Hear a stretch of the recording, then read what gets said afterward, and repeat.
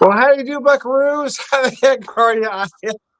So, in my haste, I thought we already started, and we Yeah, yeah. hadn't. You And got then Dave Tom. said Tom. start, and then Dave stepped off. Anyways, well, one more Tom time. going Okay, once. Go, wait, wait, go, wait. go, go, go, Everybody, go, go, go. everybody, be quiet. Take two Nope. and action. I am Tom. I'm the Beer Whisperer, Whiskey Whisperer. It is our Oh. annual St. Patrick's Day show, and last year the show was with the Beer Samurai and Jersey Johnny. Hopefully, Jersey Johnny will be It able must to have been a join good us show. I shortly. don't remember it. No, Oh I yeah, yeah, didn't yeah. either. See, here's the problem. It showed up in my memories. That's how I know. If it didn't show up in my Facebook memories, I probably wouldn't have We known. But we anyways, we we, we did these shenanigans last year. yes, we did. Well, Oh, okay. but in all fairness to us, we're probably not going to remember this one either. Remember what? So anyway, So, Mr. Samurai, tell us about your St. Patrick's Day Saturday so far. well, here's the thing. We'll just preface this with I'm already in a few beers and whiskeys in. Uh-huh. Mine was mostly getting out of the way while Carrie did a lot of cooking and cleaning because she had family over. Yeah. So we had the corned beef and cabbage. I'm gonna, and I apologize to all who just adore this on, well, not this day, but this day observed in parentheses, right? St. Patrick's Day. Corned beef and cabbage is not my jam. I don't like any kind of like meal that everything's boiled together. Not my thing, but love the corned beef. So while they all eat corned beef and cabbage, I made myself a Reuben. And then once we cleaned up from that, that's when the drinking ensued, Tom. Well, the morning did start off with an Irish coffee. Well, that's the best way to start it. So I will tell you that Carrie posts a lot of pictures, and I always acknowledge them because I love to cook. But I acknowledged one the other day, and she said, "No, that one was David. That was the samurai. Samurai cooked that." So my point being, she acknowledges when you do something wonderful. And I acknowledge the same back because she did a hell of a job with the corned beef, and she put so much together for everything. And she made our soda bread last night, which is fantastic. She made 4 loaves of it. We got 2 left. And of course, there's only one thing to slather onto our soda bread, right? That's nice. That's nice. Kerrygold butter, right? You got to have the Kerrygold. Oh, you got to have the Kerrygold, baby. It's got to be. You can't use regular butter if you're going to do Colcannon or Champ. You got to have Irish butter. Yes, you got to do. So yeah, but then once everything, all the different rounds of eating were done, then the drinking really started, and one of Carrie's my traditions is car bombs. So we wound up doing 3 in a row. Oh God. So between that, I was drinking some Redbreast with her brother-in-law earlier. So yeah, I've been doing a damn good job of keeping the faith, so they speak. So you're lucky to be alive at this point. Is that what you're telling me? Oh no! I'm no amateur. You know that. So what I've got now is I've got the Guinness Extra Stout. We went through very nice. We went through the draft with the little nitro widget. We went through a bunch of cans of that. But now this is the last Guinness I haven't. I'm wearing the shirt. This shirt was purchased in Dublin Airport. Oh really? Nice. Yep, oh yep. yeah, So I do remember. Yeah. Yeah. So that's where that's from. So I'm taking this down. But also, I'm figuring maybe this bottle needs to go. Maybe this bottle needs to be killed tonight, right? I think so. I'm all for it. Okay, cheers. Yeah, we'll work on that through the show. So here's the Beer Whisperer, the Whiskey Whisperer, an icon in the Springfield area. A very minor, minuscule local character. I won't even use the word celebrity, but local character. Character is the right word. Character is the right word because you are a character, my friend. So I definitely am. Yeah. What happens today? So we were supposed to go live at 5, but someone got themselves begged to be part of a parade. Yes, I did. So he is such a small minuscule, unimportant character in the area. Very unimportant, yes. They asked him to be part of the parade. So that's how unimportant that he is. I'm very, very unimportant. They made him appear in the parade. I'm trying to be humble, Dave, and you're hurting me here. Just friends build friends up, right? We shore each other up. That's what we do. No, the thing was a friend of mine that I've known for a lot of years. He's kind of a big fish in the Springfield pond. He's been known. I mean, everybody in town knows him. He's on a lot of boards. Anyway, he asked specifically, said, "Tom, you need to be a part of this." I said, "Okay." So I did. Well, what are you sniffing at there? So this is I just found this one this year. It's called Lost Irish. Okay. So how is this? So I'll be honest with you. This is $37 a bottle, which is the most I've ever spent for a blended. You know your video's backwards, right? Yeah, I do. I can't figure out how to fix it. Okay, if you go down and you look, there's those icons on the bottom there. That one that looks like a cog, a wheel, or something like that. Click on that. Click on that sucker. Right. That's got settings. It. Go to video, and you'll see mirror camera at the bottom there. Switch that on. Just click that little. Well, it says it's on. There you go. Now you got Are we good? Are we good there? Yeah, you're good now. Now I can read the love that is behind you. Gosh, Dave, that's why you're smarter than I. So now we can see that it says Lost Irish. Nevertheless, but I have made it clear over the years that I am technologically challenged, right? That's what he has his wife for. His wife is tech support. Nevertheless, but Baker, thank you. And Baker. Hey, you're not much younger than I am, but you are younger than I am. So not much, but yes. But yes. Anyways, I digress. Lost Irish. So what's interesting about this particular blended, and again, I'll say I've never 37 per bottle is the most I've ever spent for a blended Irish. And the reason I did it was because of this. It says 6 worlds. It's aged in. Not a railroad magnet. Never mind. That's a really bad joke. The most it is aged. It is aged and cast from 6 different continents, and I'm not going to read them off, but I will show it to you. Cast from 6 different continents for Irish whiskey. Yeah. Hold on. Let me see if I can see what was going on. No, you're not. We can't read that. That's okay. Don't worry about it. Okay, I'm going to read it. Okay. South African brandy cask, Japanese Mizunara cask, sherry cask, U.S. bourbon cask, Caribbean rum, Australian tawny, and Colombian rum. So, but it also uses Irish grain, malt, and pot still whiskeys, which makes this very interesting. That does make it it also makes it extremely hoity-toity. Well, that's the thing. That's why I said I've never spent $37 for a blended Irish. I will spend money for a single malt, but I've never spent that much money for a blended. But I will tell you the complexity and depth of this whiskey is just amazing. I keep seeing you smell it. I haven't seen you take a sip. Take the sip. You ready? Sláinte. Sláinte.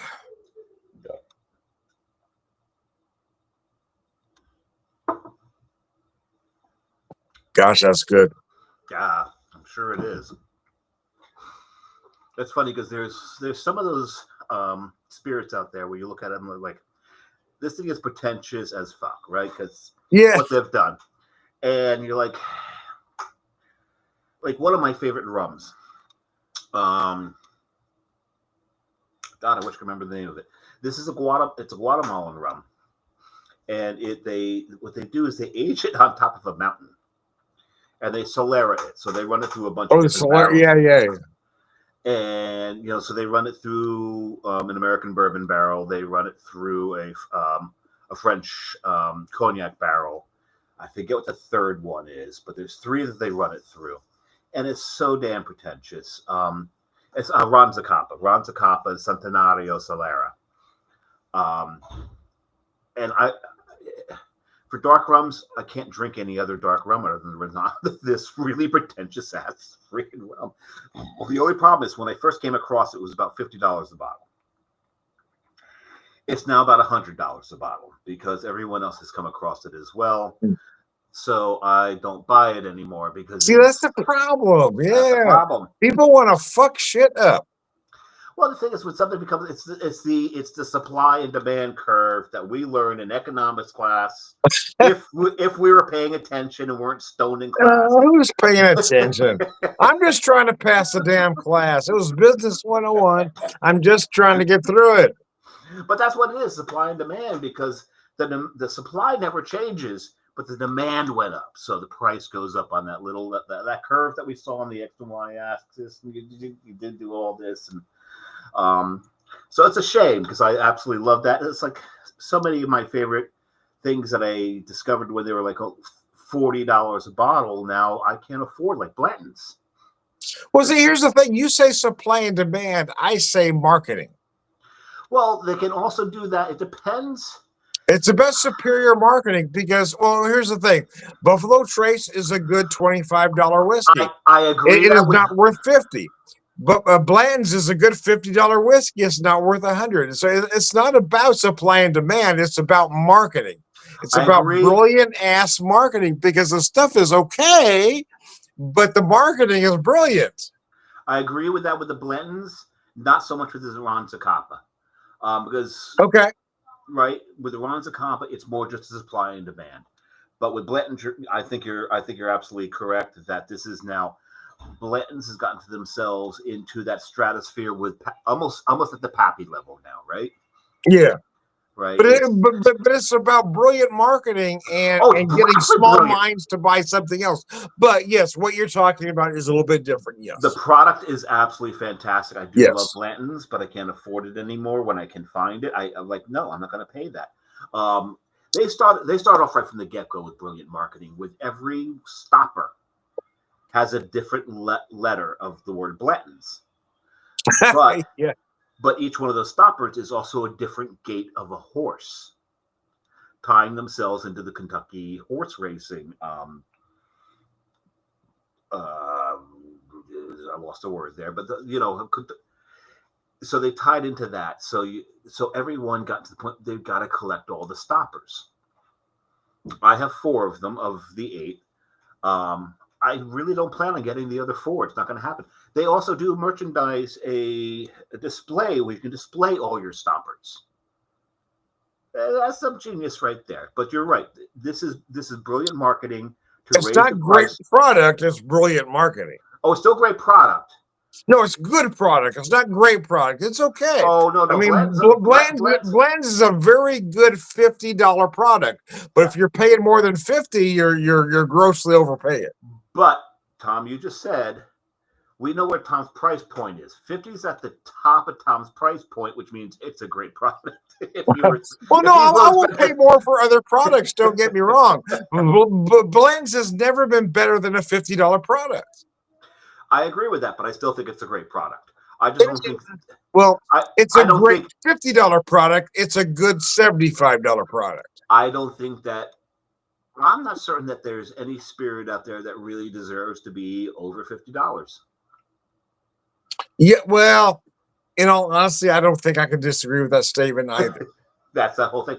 So I still think it's a great product. It's just overblown. But see, here's the thing, and I'm not sure I'm not sure you and I are on the same page with this, but I think we might be.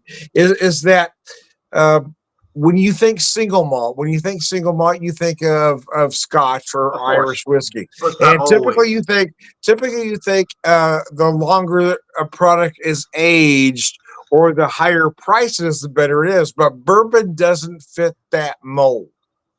A longer aged bourbon doesn't necessarily mean a better bourbon, nor does a higher price bourbon necessarily mean a better bourbon.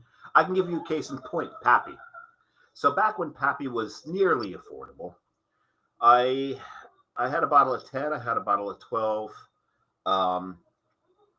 And I had a bottle of I had 3 ages of it, and I went to a bar. I brought my 3 bottles.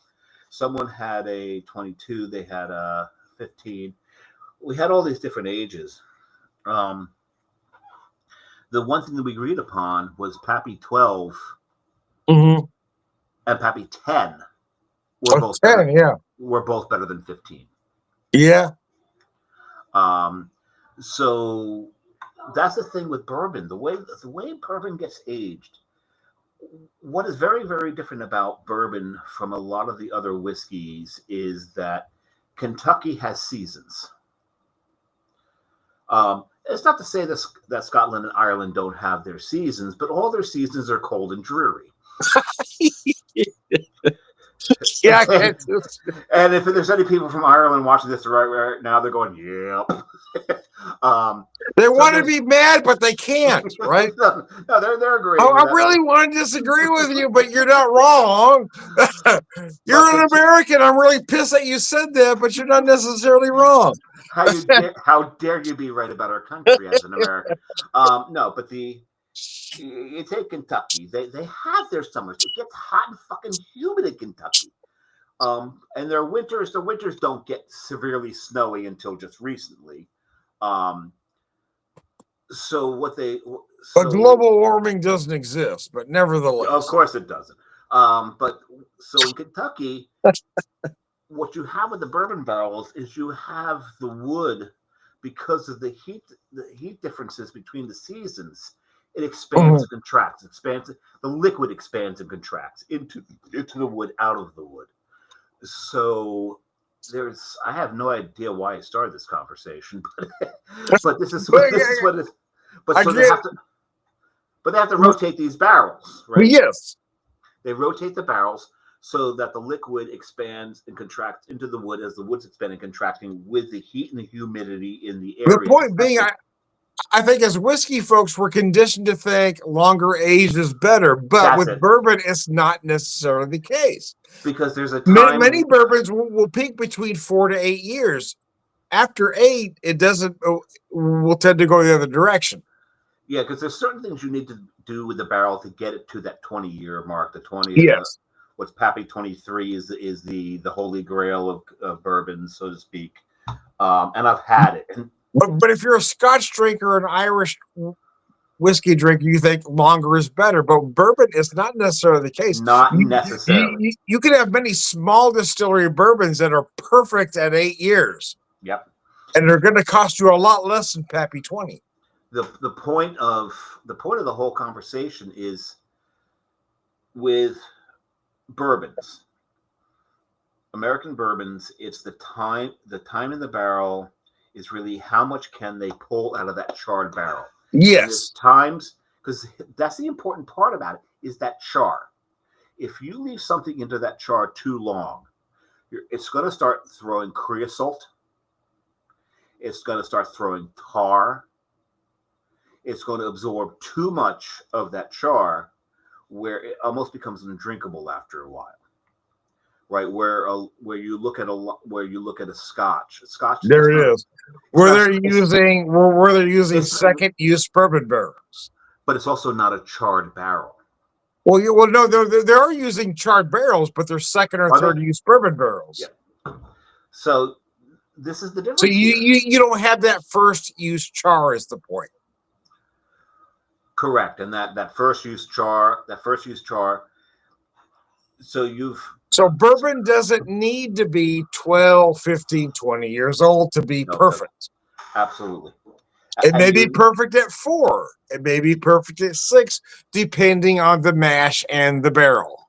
It's funny because now that you're talking about this, it makes me think that American bourbon is along the lines of maybe French and Italian wines. Where I see that. There's that vintage. I just figured out where you're going with that, but yes, I think you hit that immediately. Damn, Tom, yeah, you're sharp right now. I'm drunk right now, Dave. That makes you sharp. what's that year? That Sometimes vintage. I'm kind of an alcohol savant, David. A savant alcoholic? What? Well, either or. I prefer the other way, but nevertheless, So it works either way. But no, the whole thing is, when you look at the some of the classic wines out there, the vintage becomes very important. Even I'm not just trying to disparage the United States, but the French and the Italians understood this very, very early on, because this is where the wine heritage comes from. Whereas what happens during that particular year, as far as the rain, the sun, all of that's the terroir of the wine. that's right. Yeah. One year to a next could be very, very different from that wine. Whereas, we're looking at bourbon, it's the years in that barrel, and depends also just not only the barrels, but also because we're talking about Tennessee and Kentucky for the most part when it comes to bourbons, but bourbons are done throughout the country. Oh yeah. It has to be in the United States. Bourbon can't be distilled anywhere else. It has to be in the United States. Everyone thinks, oh, it's got to be from Kentucky. Bullshit. No, it doesn't. That's not But it has the to rule. be a minimum of 51% corn. Yes, it does. It has to be first use American oak barrels Yes. charred. Mm-hmm. And it has to have a certain ABV when it's done, and then watered down to another ABV to be within a particular level. And there's different grades. Well, you can have cask bourbon, but yes. Yeah, there's cask strength. There's cask strength, but all of these different rules, it just has to be the U.S. This whole thing, it's got to be Kentucky. It does not. No, it doesn't. And what I've noticed being in Missouri, I have noticed that Missouri white oak will give you particular spice notes that other American white oak will not. We're back to terroir. Yeah. Right. And then, of course, French oak will give you vanilla that other oak will not as well. All oak should give you a little bit of vanilla, because French oak will give you more vanilla notes. It will give you whereas Missouri white oak will give you more spice notes, but American white oak is somewhere in the middle there. Add a little more possum. Yeah, okay. No, I'm just busting a Missouri right now. No, you're absolutely right. But these are the things. It doesn't have to necessarily be from Kentucky. But yeah, you back to the terroir that you were talking about. But the terroir in this point, as it's aging, it's really just a climate, right? That we're talking about. It's that expansion and contraction of the barrel and the liquid into the wood and out of the wood. A lot of people don't realize that this is a living product. Once it's put into the barrel, it is breathing. It breathes, and that is the important part of how bourbon becomes what it is. Actually, most whiskeys that are barrel aged, all whiskeys that are barrel aged, actually, it's that in and out of the wood, what it pulls out of that wood. Mm-hmm. Right. When you look at French and French oak, the French oak barrels.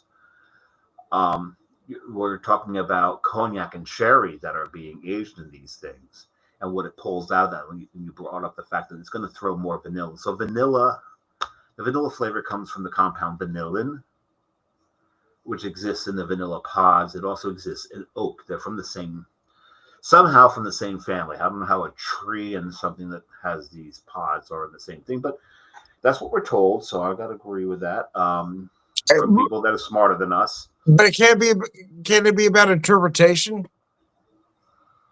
Explain that. What do you mean? What I mean by that is that I tell people you're not going to taste things you don't know. So these things aren't in this product, but your mind is going to interpret what you know. Right. For instance, certain beers, you and I are beer guys, so certain beers will give you dark fruits. Some might interpret it as date and fig, but if you don't eat date and fig, you're never going to interpret it as that. So I'm thinking vanilla is something that almost everybody knows. So if you feel a vanilla, it's not necessarily in that deal, but it's about interpretation, how your mind interprets certain things.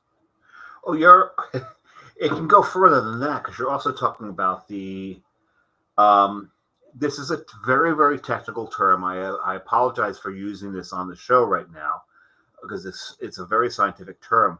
It's called mind fuck. Yeah, I like that term. Yeah, but it's technical, a little technical for us, Dave. I appreciate that. I know it's a little highbrow, but the whole thing about mind fuck is if you're drinking a beer, and I've done this, so I've been part of many bottle shares in bars and all that with people, some that I respect, some that I thought were idiots, where I would mind fuck them, where they'd be drinking a beer, like, what's that flavor I'm getting out of it? And I would go something like, oh, you're basically, so what you're tasting here is maybe some pistachio. There's no goddamn pistachio flavor in this beer. And they're like, oh my God, yes, now they're getting it. And they're checking it in as, oh my God, the pistachio is really strong in this. And I just mind fuck them by telling them that there's a particular flavor in a beer that may or may not have actually been in there. So there's a way to do that that power of suggestion can be very, very strong in certain things. So that's why anytime I drink a beer, drink a wine, drink a whiskey, I won't read the tasting notes first. I never do. Yes, I never do that. Yeah. I want to know what yeah. What I want to get out of it, right? Yeah. Tom, you've been in this a long, long time. You know, but there's that whole thing where you talk about sommeliers and cicerones. They're trained to break something down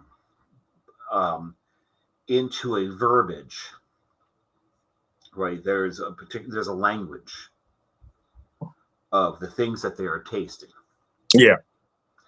And so you can taste something, say, oh, I'm getting this. And like, bullshit, it's this. And it's the same damn thing. You're just saying different words. Yes. Again, somebody can say very specifically, you will get date. But if you've never ate a date in your life, your mind is never going to interpret that as date. No, you're going to interpret it as raisin, maybe. Raisin or some other dark fruit, maybe plum, but nevertheless, you're only going to taste what you know. So when somebody says, well, this is what you get and this is all you're going to get, and if you don't get this, you're wrong, I'm going to say, well, you're wrong, because people are only going to ever taste what they know. So when I talk to folks just starting out with craft beer or bourbon or whatever, I say, whatever you taste is what you taste. You're never wrong, and don't let somebody tell you you're different or you're wrong. This is correct, yet I have met people that are wrong. You're never, what you taste is what you taste. If that's how you feel it, that's how you feel it. You're not wrong. And the thing is, what I've talked about, when I talk about those people who I feel that are wrong, it's just wrong compared to what I taste or what many people taste. Exactly. The thing is, every palate is different. And I have come across people whose palates are just so fucking askew to what most other people know. It's like, what the hell are you talking about? There's no chihuahuas in this beer. That's right. What are you? I've also, you got a palate of fucking wood. How can you not? When was the last time you tasted a chihuahua? What are you talking about? No, no. But there's times, like there was a brewery owner once where someone who actually taught beer tasting, run people through off tastes, would buy the kit of off tastes and run them through that. And myself, we're sitting in this dude's brewery and we taste a beer, and actually some of the dude's students were there at the time. He brought them there and I'm there, and we taste the beer, we look at each other. And not for nothing, this brewery owner, we adore this guy. I'm not going to say the brewery, but we adore this guy. And we taste it. We look at each other. And he turns to his students. He's like, what are you tasting here? And like, well, because let's face it, there's certain flavors that definitely are all flavors that shouldn't be in a beer. And they're like, well, I'm getting like bad buttered popcorn. I'm getting this. And one person finally says, this is diacetyl, right? And as a teacher, he could not have been prouder because he taught them well. They caught it. And so we both texted the owner of the brewery, dude, whatever the beer it was, is full of diacetyl. He's like, bullshit. Like, no, we're all getting diacetyl. He goes, maybe the tap line's bad. Have the beer tender take you back and pour off the bright. Now, this particular brewery owner had his brewery set up with cameras everywhere. A little paranoid, just a little paranoid. So we're back where the bright tanks are. We pour off the bright tank. Him and I. Now the students are still in the tasting room. It's just him and I and the beer tender, and we both take a sip of it, and we both find the camera. We both look at the camera, and just pour the beer onto the brewery floor. We both get the same text. Fuck you. Wow. Like, dude, you need to pour this tank. This thing is. That's not good. Yeah. But the thing is, my point is, he never tasted diacetyl in it. So what I'm getting at is there are palates out there that can taste the most minuscule concentration of a chemical in a particular liquid. Yeah. And then there's palates out there that can't taste a damn thing. And that was this brewery owner. Don't get me wrong. I love the guy. I adore him. He's fantastic. But his beer palate's a little off. And to own a brewery and have a palate that's off, you really need to trust the people that work for you. Which he started to do. He started to learn, I think, that particular incident when you've got a guy who teaches beer tasting and the beer samurai. That's why the owner and the brewery should be two separate people. He's the owner and the brewer, and you see that. Okay, we see that. So that could be a problem. Well, we see that everywhere. In some cases, it works. In some cases, not so much. But he is his most. If he's a brewer, he can't taste diacetyl. That could be an issue. His more recent beers, though, are really good. We think it's because he was stoned all the time, and he's kind of cut. He's kind of cut back a little bit, and his beers are better. He is a conscientious brewer. That will mess up your palate. Oh, you think? Yeah, that will definitely mess up your. No, I mean I'm not being facetious. I'm just saying. No, I agree with you. If that's something you do a lot, yeah, that will definitely affect your palate. Well, the thing is, the one thing I've learned about being stoned is anything that you eat or drink is the greatest fucking thing ever. Yeah, this is delicious. Yeah, that will definitely affect your palate. Yeah. This explains the popularity of White Castle. Oh, oh my God, that stuff is horrible. But I love it. Why? It's oh my God, this stuff is nasty. I need to have the same people that want to tell me Taco Bell is good. Oh my God, this stuff is horrible. No, Taco Bell's awful. Taco Bell's awful, but White Castle every now and then I need to grab. Well, now and it's like so. My worst food is, in fact, we don't have one here in Springfield, but my worst food is the Jack in the Box taco. I know it's the worst. It's the worst. It's the worst thing known to man. I know that. There's nothing redeemable. There's nothing redeemable about this product. But if you're high as hell or hungover as hell, there is nothing better than a Jack in the Box taco. I know they're terrible.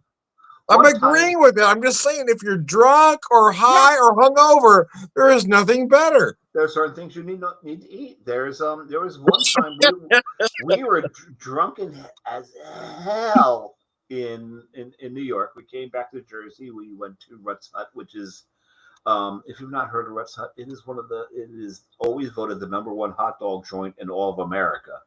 Year after year after year. And we live very close to it, so we're lucky for that.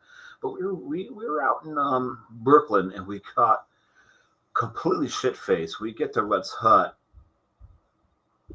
and Carrie's putting ketchup on her hot dogs. Oh my God! When I told her, I'm not recommending this, nor am I saying it's good. But were you close to spousal abuse at that point? Well, the next day I mentioned to her, she goes, "I did not." I'm like, "Yes, you did." She said, No. There's no way I put ketchup on my hot dog. I'm like, Oh, I almost left you that night. Oh, we were done. But I like, oh no, she's just really, really drunk. We'll talk about this tomorrow. She has recanted this in every single way. She's pulled the Reagan. I misremembered. It's just So, but this is the point. But you didn't have a picture. You didn't have a picture. No. No. This is at this point just hearsay. So you can't prove it, but you know what you saw. So I'm giving her the out to say this never happened. But the point, please never do this. I don't think she ever will again. But to your point, when you're drunk and you're stoned, everything's amazing. Yeah, see, there you go. Yeah, that's right. The point. Which is I think the whole reason that White Castle, Denny's, some of these franchises, Denny's Waffle House. Oh no, I will go to Waffle House sober. Believe it or not. Oh God, I've used say it ain't so, David. But I've used Waffle House. Now your entire palate is questionable to me. Well, what I like about Waffle House is you can watch them make it. You can watch them make it, but it doesn't mean they're using good ingredients, David. You're missing the point. No, they're using fresh ingredients. They're using the worst possible shit known to man. No, they actually have a timer on their eggs. They actually use fresh ingredients. It's Waffle House gets a bum rap sometimes. They're better than most people think. But the thing about Waffle House is Tom's absolutely right. When you're drunk, you're going to wind up at Waffle House at some point.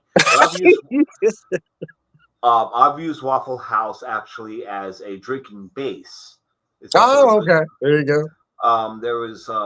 There's been times where I've been woken up with some buddies in the morning.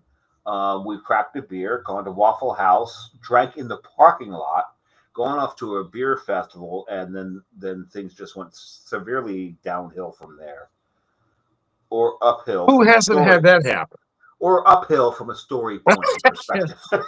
Depends from your point of view. Yeah. Who hasn't had that happen? No, I adore Waffle House. I really do. I've had many really good memories and moments in Waffle Houses.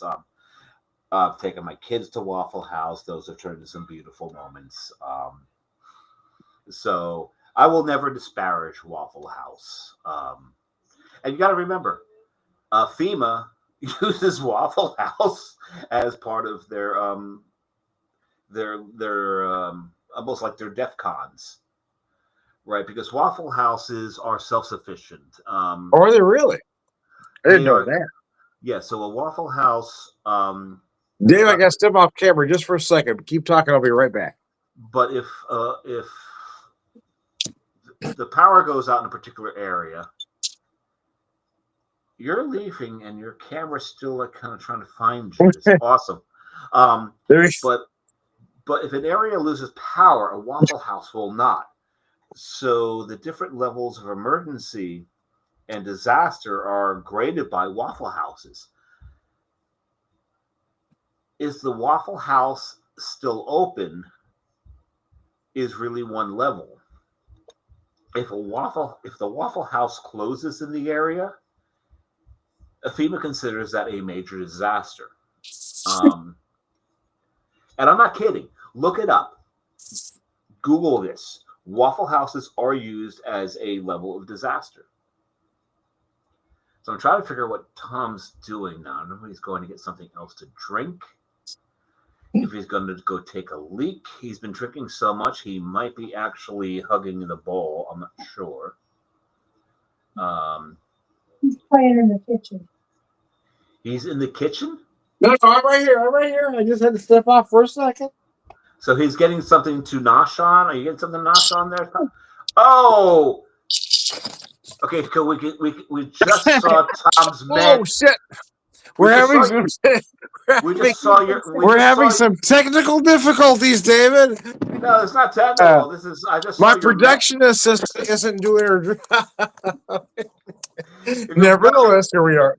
No, I had to fix something real fast, but anyway. We just did a really good close up of your meds for the next day. There we go. And we're back. Keep talking, David. That's why I said keep talking. We're gonna roll with the. So I'm gonna kill the Bushmills right now. Killer. Oh my God, you did. You really did. So I'm gonna. Well, since you killed that, I'm gonna kill the rest of my lost. Well, not the loss of the bottle, but the lost what I have in the glass. Just a glass. Well, I have one last thing here to possibly drink and maybe kill for the night. So I'm gonna pour me. I have a single malt Irish. I'm gonna pour for you, Dave. I've got the Quiet Man 8-year-old single malt. I'm gonna pour, and you can tell me what you're doing next year. Where's that from? So the Quiet Man is an 8-year-old single malt Irish whiskey from what's this? Northern Ireland whiskey. Oh, now here's the whole thing. I'm wearing green right now, but my family's actually orange. Have I ever told you that? No. I am directly descended from U.S. Grant. My wife's family is from Northern Ireland as well. Yeah, so we went to Ireland. I said, my ancestors are from Cork. So you're from the Republic of Ireland. Uh-huh. So you is green, your wife is orange. I am orange. My family, my roots are descended from U.S. Grant. U.S. Grant is from the Ulster Irish. Wife says she's not orange, she's white. I appreciate that and respect that. But see, here's the thing. She's not white. I always, my wife and my son, Seamus, I say, you guys, I'm white. I mean, I'm very white. I can't tan. I am white as can be. Yeah, you're but my wife and my son, Seamus, were translucent. You can see every vein. I mean, I'm white. I'm as white can be, but they're not white. They're translucent. Tom, keep up with that because I'm going to mute for a second so I can go. Nevertheless, because a lot of beer, got to take a leak. Be right back.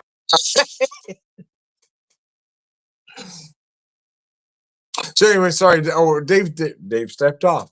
So Dave is gone. Now it's my turn to talk. So Dave and I were having a conversation earlier, I think off camera, and I didn't get a chance to talk about it much on camera. But so I ended up taking part in the Springfield, Missouri St. Patrick's Day Parade because a friend asked me to help him out or to step in or whatever. Anyways,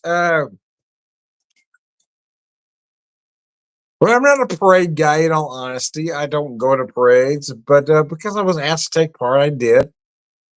I was kind of representing the brewery I worked for, plus helping out with him and his company and such. It was a lot of fun because I did run into some folks I did know, as my wife told me I would, but I also met a lot of new folks. That was just a whole lot of fun to be around. So initially I was a little, although I agreed to do it, the closer it came to the point that I actually had to go. I mean, I got to admit my anxiety level was up. In all honesty, I was. I couldn't get out of. There was a point once I knew I couldn't get out of it. My anxiety, I was starting to, get a lot of flop sweat going on. And then once I got there and I saw my friend Brian and I met these other folks, I said, okay, I'm good now. But there was a little point as I was worried about being there and having to be there, having a schedule, having to show up.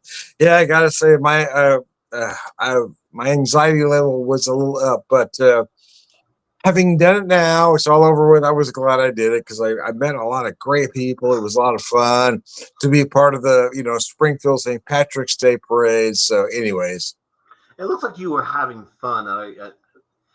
The thing is, you messaged Johnny and I that I got to go to this parade. I don't like parades. Blah blah blah blah blah blah. And him and I were texting each other like, he's going to enjoy himself, and by the time he's ready to go, yeah. he's going to be. And I did, yeah. So I did. I did But kill but it. I do that. I don't know why I do that, but I psych myself out, man. I worry about things to death, and I wish there came a point in my life where I would quit doing that to myself. I just can't seem to get there. Because you are in the same category of overthinkers. Overthinkers, we sit there and we're like, this can go wrong, this can go wrong, this can go wrong. I don't want to do this. I don't want to do this. I don't want to stay home. I want to do this. I'm not comfortable. I want to do this. And we either need an external influence to force us to go do something, or we need to just pucker our assholes, get ourselves psyched out by ourselves and go friggin' do it. Because the one thing that Tom and I are both old enough to realize is all those things we've always told ourselves, I don't want to do this, I want to do this, and when we're forced into doing it, we wind up having a good time. So there's that whole point where you get, I don't want to say smart enough, because neither one of us are all that smart. Sorry, Tom, I didn't mean to offend you, but I've never been accused of being very intelligent. Yeah, no, you're right. Neither one of us are all that smart, but we've gotten we're almost approaching wise. You can be wise and not smart. If D&D has taught me anything, it's you can be wise and not smart. It depends upon your dice roll, but we've become wise enough to understand that I don't want to do this. I don't want to do this. Asshole, you know you're going to have fun. You will have fun once you get there. It's just getting your sorry fucking old ass out the damn house, out of your comfort zone. Getting out of your known comfort zone. Yep. And that's what Tom did today, and I cheer that. And I'm so happy you did that, Tom, that you had a great time. I knew you were going to I did. It was nice. But I will say I have to give most of the credit to my wife, who encouraged me to do that, even though it was one of those, do as I say, not do as I say, not as I do kind of thing. Because my wife, yeah, but she kicked you out of the house. My wife likes to stay, but she encouraged you. You're going to have fun once you get there. But I was really, I was there. I was dressed. I was ready to go, and I was almost psyching myself out to not go. You look damn good out there. That was one. I got my clothes on. I got the St. Patrick's Day stuff on, and I said to her, "So I'm really self-conscious because I'm in a situation where I don't know a lot of people. I don't know a lot of the people that I'm going to meet, and I'm just worried about what might happen." And she says, "You're going to be fine." But see, I never think I'm going to be fine. That's that. You and I have a lot in that in common. But when you get there, you do your thing. You be who you are. Oh, Johnny's in the wings. Let me bring Johnny in. Oh! Holy crap! Oh, there he is! Holy shit! He showed up. Oh, another New Jerseyite. There you go. What's going on, my friend? So David and I, at this moment in time, we're just talking about how we're just neurotic as hell. So how can you step in there? I'm joining the club is what I'm doing. John, to put in perspective, it's that whole thing. How we psych ourselves out, or we don't want, or try to talk ourselves out of things we should be able to do. I don't want to go. I don't want to go. I don't want to go. But you're going to have fun if you go. But I don't want to go. But you're going to have fun if you go. Fine, I'll fucking go. When you get there, you have a goddamn blast. That's the whole thing. That's the whole thing, exactly. But what you've missed here is I've now killed my second bottle of Irish whiskey. This is the remains of my Redbreast 12. Oh, you're on your Redbreast now. Look at you. Oh, yep. I'm on my quiet man here, but I haven't killed the other one either. I killed the Blackbush earlier today. No, this is dead now. Once I finish. No, you killed the Redbreast too. Look at you. Well, because I was sharing it with basically my brother-in-law earlier. This is outside of what Tom would normally spend on any friggin' bottle of anything. Redbreast 12 is fantastic. See, now you're trying to hurt my feelings. There is. I gotta be honest with you. I'm saying I probably spent too much on this, but I adored this. And I have bought several bottles of Redbreast 12 over the years. I just want you to know. But the point of this one was supporting a local liquor store. There you go. There Okay. you go. And So you're gonna say distillery? Did you get it in Ireland? I mean, no, like, I did not bring it back from Ireland when I was there. No, there's I can stumble off right now and get to that place, though she's closed right now. there you go. So did Davis try to point out that I'm a tightwad? He's not necessarily wrong, but no, So no, you're no, wrong, but it's not necessarily but- right. Yeah, gotcha. But he keeps bringing it up, and that's kind of pissing me off. No, I don't know. You brought He's it. not You were the wrong. one bringing it. But he keeps bringing it up. No, So- you were the one bringing it up earlier, and you the one who Well, drove it home. So that's why I I'm was just like, playing off of you. I can say I could tell you all that I'm an asshole, but if you call me an asshole, now we got a problem. I never. Tom, you're not an asshole.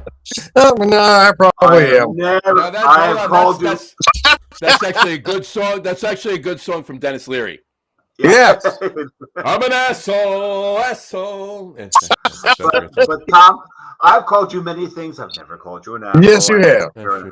And quite frankly, I agree so with most of On it. that, But on that note, I just want to say, on that note, Redbreast 12 is my second favorite Irish whiskey. What's your favorite? Yellow Spot. I like the yellow spot. Yeah, Oh, someone's highballing. Someone's straight balling that fucker. I can afford the Yep. green spot, which is very good. Yellow spot's a little bit above my Oh, above a Speaking of- tight wads. Speaking of balling or straight balling or whatever you want to say, I ran the kilt run this morning. I guess that would be straight balling. That would be free balling, right? That would free ball. Yeah, free if you were to free kill, balling. you're free balling. Yeah, Well, fur balling depends upon your personal hygiene. Not fur balling, free balling. free balling. You get those things just wandering free. No fur involved, but we will leave that alone. But in any event, So yeah, but here's what the did thing: you after guys? 60, I know nobody should be free balling. You don't know what those things are going to do. They This start is hanging very- real very- low. I mean, but quite frankly, I mean, there's certain days I could get a rug burn. this is very, very true. And we feel for you, Tom. Dave and I have a couple of years before 60, but I feel turned for you. 60 this year, guys. There We you know you did. Even though I look much younger than you two. Oh. go. See Well, what he's I not did wrong. there? I mean, he's Not- not wrong. Look at this. But He's not wrong. since I shaved.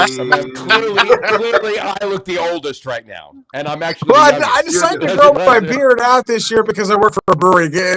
Apparently, you have to. If you work for a brewery, you have to have a beard. But And All right, since so I I got- shaved, I now look like the youngest. it's in the bylaws, You do. apparently. I didn't realize that So- before, but if you work so for a I- brewery, you have to have a beard. So I do have to. I know it is in the bylaws. We wrote them. It is. Yeah. Yeah. It's So, that's absolutely true. I have to show you this. I'm So just it's hoping I down don't have to at- have a tattoo. Wait, I was- wait a second. Is this safe for work? a tattoo. Not at all. Oh. No, he's got one on his ass. He wants to Yeah. say. That's- Did you want to see it? Anyway. No, so I I'm was talking down. to Johnny here. What are you showing us? I was telling everybody today, so I had green on. I had my green shirt, Oh, my- it's safe for my- work. No, my- so, my- here we go. my St. Patrick's. I had the green hat. I had green socks on. I said, but I I had- even have Tom, green Tom, underwear on, Tom, but I'm only showing that upon request. Tom, I had- Tom, do you realize you're not wearing a hat right now? Oh, not Right. now. I was earlier. Oh, earlier. okay. I mean, I was still folks So I got earlier. it. So And the hat, Okay, so- everything I so- have is green. I even have on green underwear, but I'm only showing that upon request. So folks, Let's- folks are listening to the audio. Tom may have a green hat, but he's not wearing it right now. Tom may have green underwear, but thankfully he's not going to show. and it. if he's got a green hat and he's wearing it right now, we don't want to see it. Let's put it that where way. that Okay. hat is, If you're challenging me, I'm going to show you my green underwear right now. because No. he's because that green underwear is hiding us from the fur balling. I might even have a So green ribbon wrapped it was- around it my was- winky, but It was nevertheless, It was free balling. I'm only not, showing that fur upon balling. request. If you want to see I thought it, fur balling. you have to go to OnlyFans. All right, hold on. Let's circle. If you want to Let's see the circle green this ribbon, back. you got to go to OnlyFans. Let's circle this back around to alcohol for just a second. All right. Oh, I like alcohol. It'll just be All right. me naked, a glass of Irish whiskey, and a green ribbon around my winky. There you go. Oh, hell. But it's gonna cost you. First of all, I do want to say, hold on, because you guys have talked about what you guys made. I just went simple, clean. I wanted to We're go not making with cocktails, John. We're too drunk to make cocktails. What are you there you go. drinking? So I'm making it's David and I drink a straight it's Irish Bailey's, whiskey. it's Bailey's and Irish whiskey. Oh, So gotcha, it's an Irish. gotcha. So Oh, so it's the shot that you put into a car bomb. it's the shot you put into a car bomb, and I'm actually having Portona with it. So there you go. Oh, there So you go. I'm having, Oh, I I'm can having do a that. car bomb. I I'm got having a some decon- Irish hold on. cream, some I'm I can do that here. I'm having a deconstructed car bomb is what I'm There doing. you go. So, John, so you're aware before So, I came on the show. You got the I did components, three- but the car's not exploding. Is that what you're telling me? Exactly. So before we started the show, I had done 3 car bombs in a row. Nice. Very good. And by the third one, I was back to form. So he says, but there's no proof that it ever happened.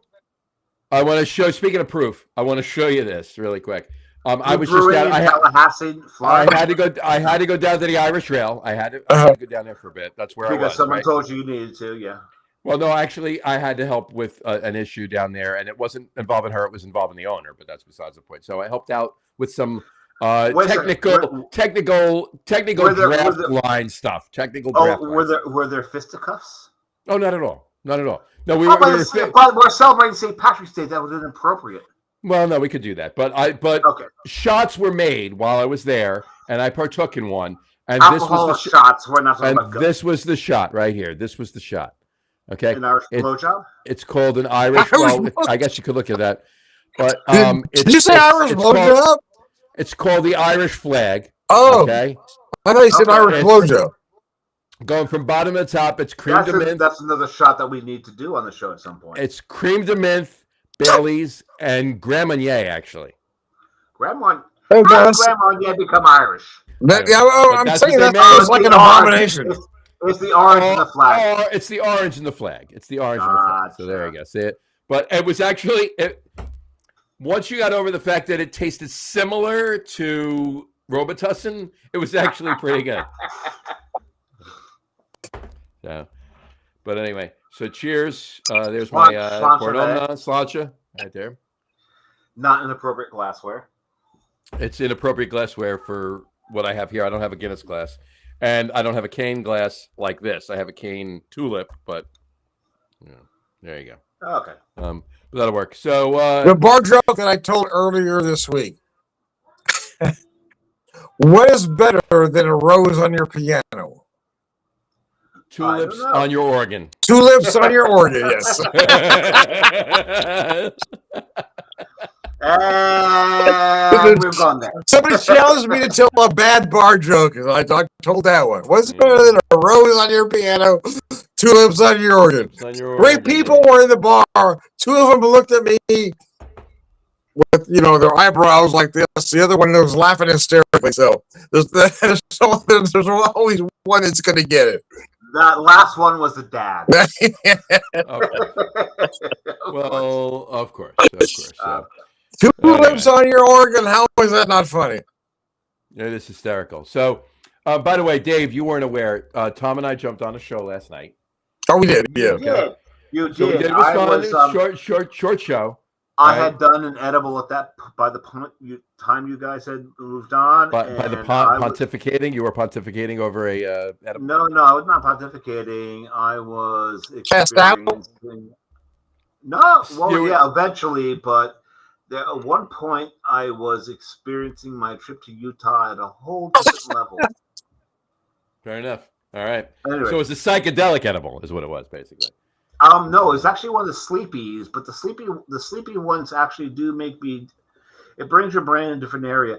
The sleepy ones, I forget the name of the strain of marijuana that is, but what it does, it doesn't make me actually. I don't. What's the word here? Visually hallucinate. I got you. Just mentally hallucinate. I audibly hallucinate. Hallucinate? There's cows everywhere. Moose and squirrel. Hallucinate. No, you go to Canada. You go back to Canada, is what you do. Yeah. No, hallucinate. So I will hear things that I know that aren't there. But the cool thing is, I know they aren't there, so I can enjoy it. Sure. It's like, oh, there's a marching band. I know there's no marching band, but these fuckers rock. So I gotta tell you this. I gotta tell you this really quick because Dave, you weren't aware of this. So when we ended the show last night, it was a good show. It was short, boom. We talked about, but Tom ended the show, and then when Tom went to sign off, instead of no, like we ended the show, right? And then he and I were BSing like we always do, right? When he went to leave the studio himself, I accidentally signed back on. Studio, he accidentally went live again. All right. So and neither of you knew that he was. No, I knew it. I saw it right away, but he didn't. He stood up. So I went. So I'm on camera and I see what's going on. So I went. Look at me right now. I went. Right to anybody that was maybe still watching, and then I said to Tom, you went live again. You got to sign off. He said, "Oh, I'm sorry. Okay." And then he left the studio then, but he left me live on the show. So I did about a minute and a half of shtick, and I said, "Did you do a shtick?" I did a minute and a half of shtick, and then I promoted today's show. He did. He really did. Yeah. Tuesday's Locker Room, and then Wednesdays and the Chaser, and then I said, "All right, bye," and then I signed off. And then about a minute and a half after I signed off, I said, "Let me just check the feed because maybe me signing off didn't actually end it." So I went on to Tom's page and I looked, and we were still live with just the background. Nobody on it. This is why Tom needs a IT support group, aka his wife. I really do. She was there. She was there because I called him afterwards, and his wife picked up, handed the phone to Tom, and I was like, "You need to go back in the restream and sign off." Okay, not for nothing though. Do you have a bow tie? I like the bow tie. The bow tie is brilliant. If you're lucky, Tom will show you his tits, but I have a bow tie. I have these bleeds. These bleeds. See, So I have these bleeds. These bleeds. Do you remember that outtake from Cannonball Run? Sammy Davis Jr. and Dean Martin. Oh no, I'm sorry. It was Dean Martin and it was Dean Martin and Burt Reynolds. Burt Reynolds. I'm going to take these rosary bleeds. I'm going to take these rosary bleeds and stick them up your nose. And Dean Martin called out. He goes, "These bleeds." Burt Reynolds goes, "These fucking bleeds. I'm going to take these." So Cannonball Run. Do you know what movie that was stolen from, or the idea was stolen from? Oh yeah, I do. I do. What is that? Oh shit, that was an amazing movie. I love that movie. Gumball Rally. Yep, Gumball Rally. Michael Cera and Raul Julia. There is one before it though. No, that was the first one. But Gumball Rally, Michael Cera and Raul Julia. Look at it. Yeah. He's right. He's right. It's Gumball Rally. It is. Oh no, I get that. But there was a movie before it, which is a bunch of people racing towards an end. I think you're talking about the Death Race. 2000. No, Johnny's right. Mad World. No, but that's different. That's a different. That's Tracy and Jimmy Durante and but that's a different premise altogether. But it's not cars. It's just any way you can get to there. So but that's a different premise altogether. But yes, it's the idea of a chase, a race, a get to. It's just a different show. But Cannonball came from Gumball. Cannonball came from Gumball Rally. Gumball Rally, absolutely. Yeah. And that's and not for nothing. That's where Americans first came across Jackie Chan. Really?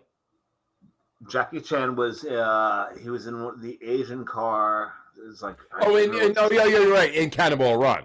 In Cannonball Run, yes. I thought you meant in Gumball Rally. Cannonball Run. Yeah, he was in the computerized car. Yeah, the computerized car. I think it was an Isuzu or something. When they passed, it made no noise. It just went by. It was like 180 miles an hour, and they just flew past. And that's when Americans first became aware of Jackie Chan. Yeah. And then after that, we became very, very. That's when they were in the fight scene, and he like went up and he kicked out to both sides. He kicked two people, but split his pants, and he held them, and he went walking off. That's Jackie Chan. That was Jackie Chan. Yeah, right. And Jackie Chan does all his own stunts to the point where movies had to been put on hold because he winds up in the hospital because he does all of his own stunts. Well, I remember him talking. I remember an interview with him once, and he was talking about Bruce Lee. So Bruce Lee was the best. He says, "There's no way I'm ever going to beat Bruce Lee." So Bruce Lee hits, and he goes, "Ah!" He said, "Jackie Chan hits," he goes, "Ah!" So Jackie Chan was great at the spoof almost. Yeah, right? basically, yes. Well, yeah, that's what it was, right? He spoofed it. He did all his own stunts. His karate was great. His and everything else, but it was comedy. Self-deprecation was the word I was looking for. Yeah. But yeah, self-deprecating humor, yes. 100%. Yes, absolutely. He's actually got another movie coming out this year. And that's what made him brilliant. He was so good, but he also made fun of himself, which wasn't done before him. Which is what endeared him to American audience. He was able to be brilliant and still make fun of himself. Yes. He's got another Karate Kid movie coming out this year, and Ralph Macchio is actually in it with him. Oh god! What are you pouring there, Johnny? I'm adding a little bit more Irish whiskey to my glass. Okay, so I have killed both bottles of Irish whiskey that I have in the house today. But I don't think this is disparaging the holiday of St. Patrick's Day at all. Considering Chicago is one of the most concentrated Irish populations in the country behind Boston. Oh God, you're gonna hurt me here, actually, David. I know what he's gonna say. Oh my God, he's gonna hurt my heart here, isn't he, Johnny? He's having Malort. I know he's about to hurt my heart here. Oh my God. So this is oh my God, you're gonna hurt my heart. But at the this isn't Log Room, guys. This isn't at a chaser. Oh my God. Give me strength. And I'm gonna kill Tom here. Because at one point, oh my God, we will make Tom drink this at some You point. might, but doing that on a St. Patrick's Day show is hurting my heart. No.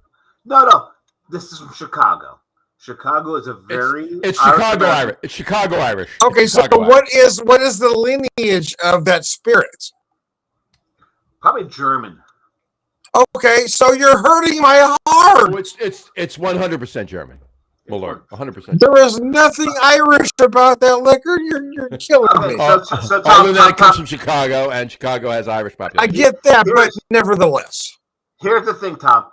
It's either I drink this or I'm out of everything that I have Irish right now. Okay. Which including this, he's out of everything that he has Irish right now anyway. But he's adopting this into his Irish catalog of alcohol. Okay, I'm going to let it go then. I'm going to pretend that it's not killing me inside. If you watch the Locker Room, guys, this is a less of a stretch that Johnny's done in the last two shows. It's true, very true. It's very true.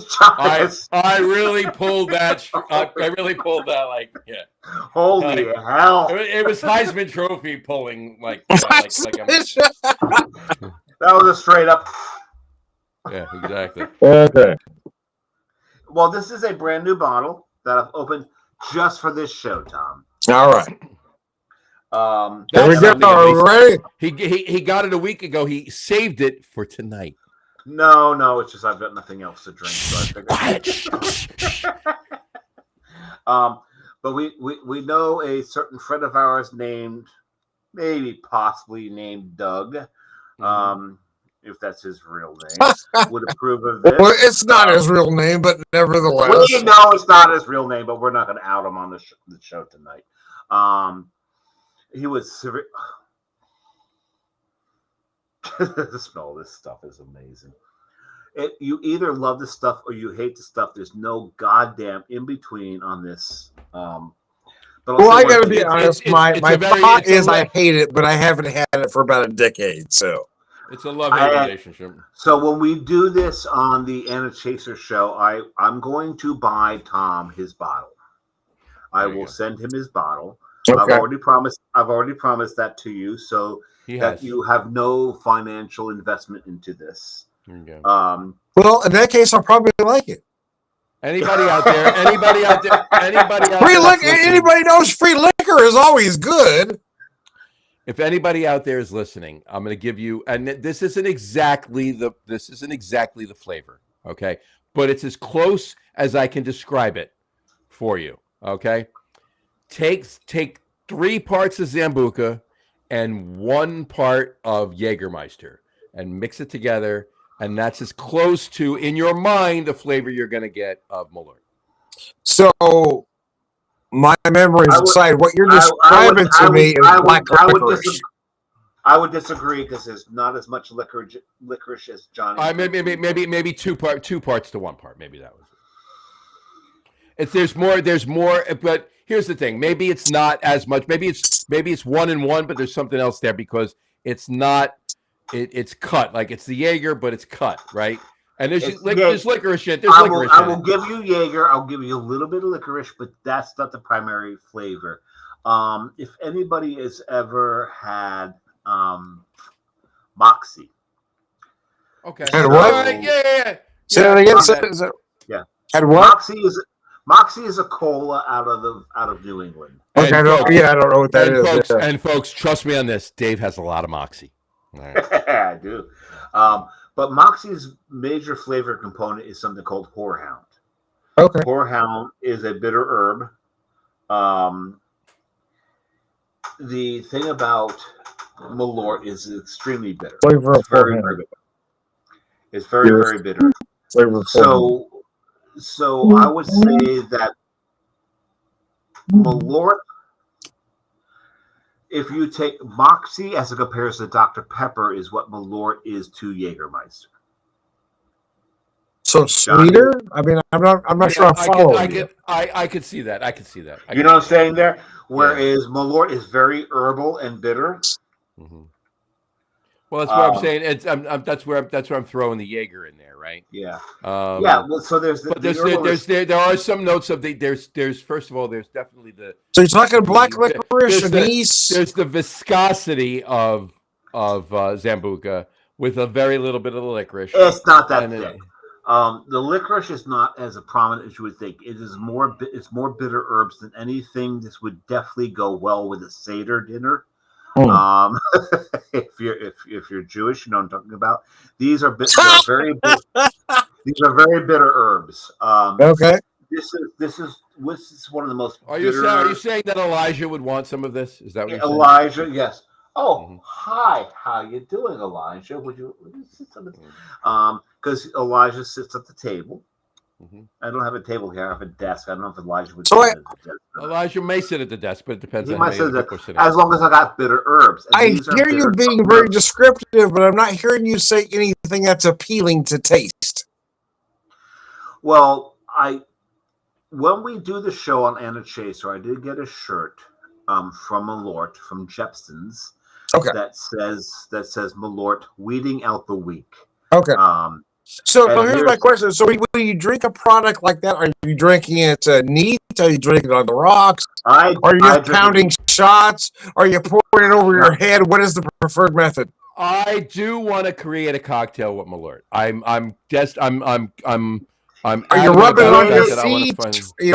I mean, do you use it like Ben Gay? I mean, what's the point of the product? I think it would work very well with Ben. What did you call Ben? That's not an insult anymore, John. Get with the times. But I really think this would work very well as a muscle relaxant. And I'm just asking a question.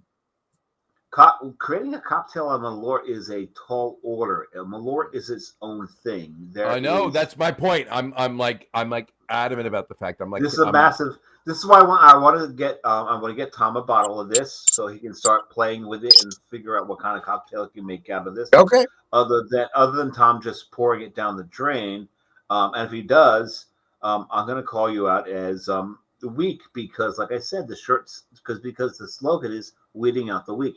Here's the secret about Malort. Everyone talks about Malort as just so damn awful. All of that. It's very, very popular amongst brewers. The people that introduced me to this was Proof. The guys who, two of the most important guys in Proof Brewing out of Tallahassee, Florida, at Hunapoo in Tampa. They introduced me to Malort. They were really, really, really surprised when I took the shot of it and looked at it and went, "Well, that's interesting," because they thought I would retch. A lot of people think that people will retch when they drink. Well, but that's true though, because you've done it too, and so have I. Thinking that there are going to be some people that you not force but convinced to take a shot of Malort, that you want to see that reaction, right? You want to see that retching reaction. But see, here's the thing: I don't like Jägermeister. I don't like Sambuca. So, what makes you think I'm going to like Malort? It's not licorice. There's very little bit of that in there. There's a hint of it, right? But the only reason I put it in there is because it's like look at the color of it. It's not as heavy with the botanicals and not as Jaeger. It's not dark. It's not that heavy Jägermeister. Jägermeister's dark, but Sambuca's clear. Like, I'll be honest with you. Well, that's why I put them together. But I'll be honest with you.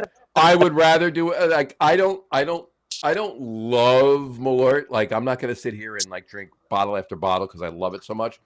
But I enjoy it and I tolerate it. And I go back and forth between enjoying it and tolerating it. I never hate it. I never love it. I go back and forth between enjoying it and tolerating it. So I make jokes about it with you guys, but my memories is of it being musty. Maybe a little bit. The main flavoring is bitter. Yeah, but I just do you know what I'm saying? Do you see what I'm saying, Johnny? You got it, absolutely. But here's the thing. If you're talking about musty in relationship to wood, yes. Right. It's very woodsy. It's very woodsy. Yeah, okay. Maybe that's what I was getting. But I will be honest, it's been about a decade since I've had it. So this is where I was going with this. Now, have either of you or anybody out there is listening, wants to message in, or here's a replay of this and wants to write us in? Have any of you out there ever had? There's a couple of different names. I won't say some of them. I won't say any of them. But there's a couple. There's a couple of different names that this shot goes by. Now, I just showed a shot like the Irish flag. That was like the Irish flag. It was cream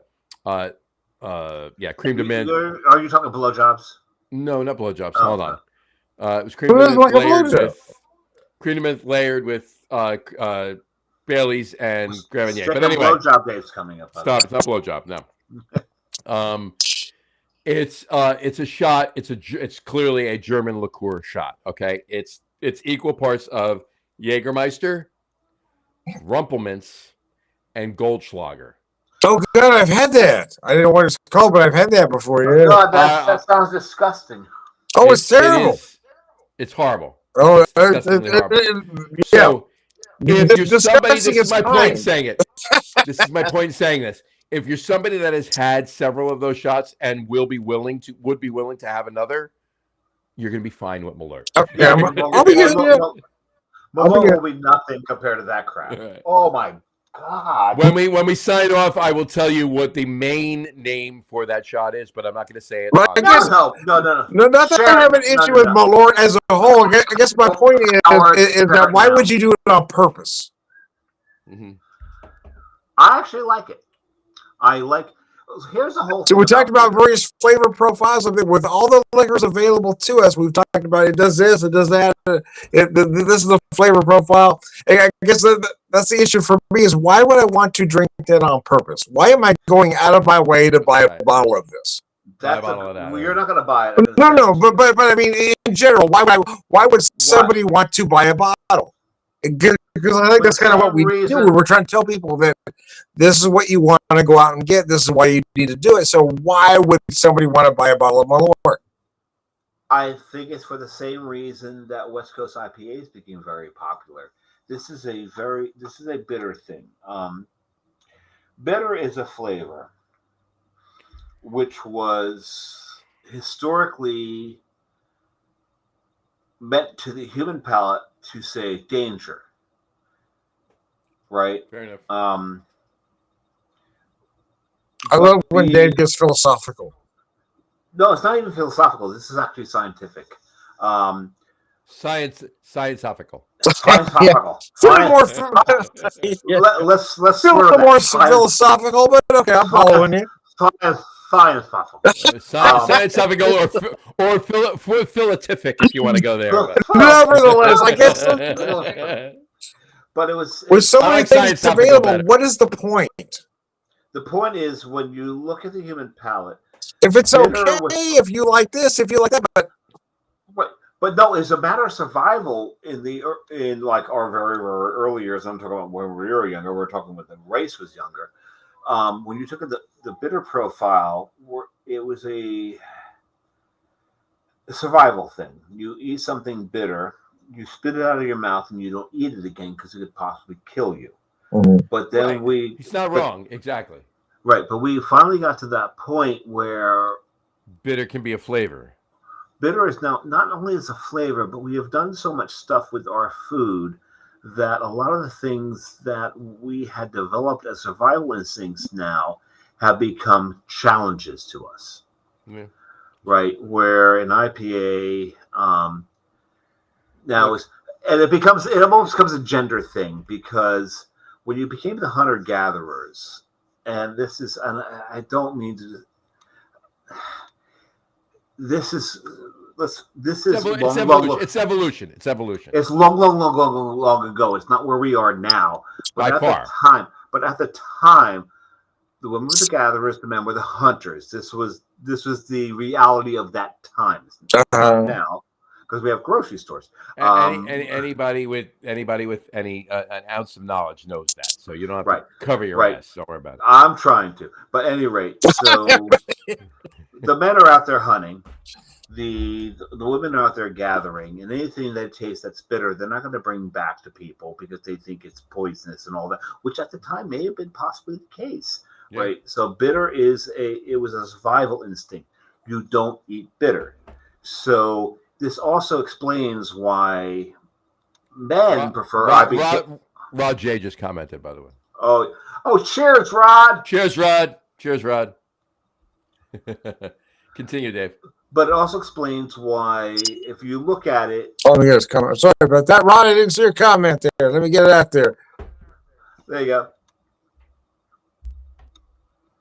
Ron, are you listening to this nonsense? So I got to ask you, Ron, do you think any of what he says makes any sense at all? Because here's the thing. So he's already said earlier, he's talking about bitter this and bitter that, but he's already said that this is a Chicago thing. So what about Chicago makes this relevant at all? No, it doesn't. Hold on, Tom. Here's the thing. Chicago-wise, he was just saying it tongue-in-cheek, because Chicago has a large Irish population. Well, no, but this is really a Chicago thing. Malort is right. When I'm talking about the bitter taste on the tongue. Yeah, but that's kind of the point I'm making. Is why is this only relevant in Chicago? Well, it's not only relevant in Chicago, that's where Jepson's is from.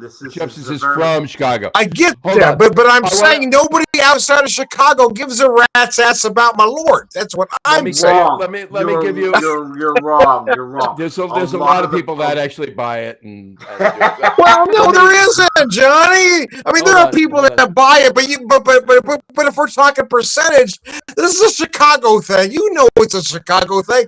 So tell me, why are Chicago people so fucking warped that this is what they want? Let's hold that thought right there. Rod has just popped some popcorn. Let me expound upon what Dave was saying. Okay. I'm going to be honest. I'll give you a good analogy, and we can go from there really quick. Okay. When I first I'm going back to the 80s or whatever. I'm going back to the 80s. Oh, you're old. Hold on. So, we're going to interrupt just for a second. No. I'm just posting Rod's comment. Cincinnati has become bigger in Malort for some reason. Rod is because you're there. That's why. That's why. We know. Nevertheless, we know Rod J loves his Malort.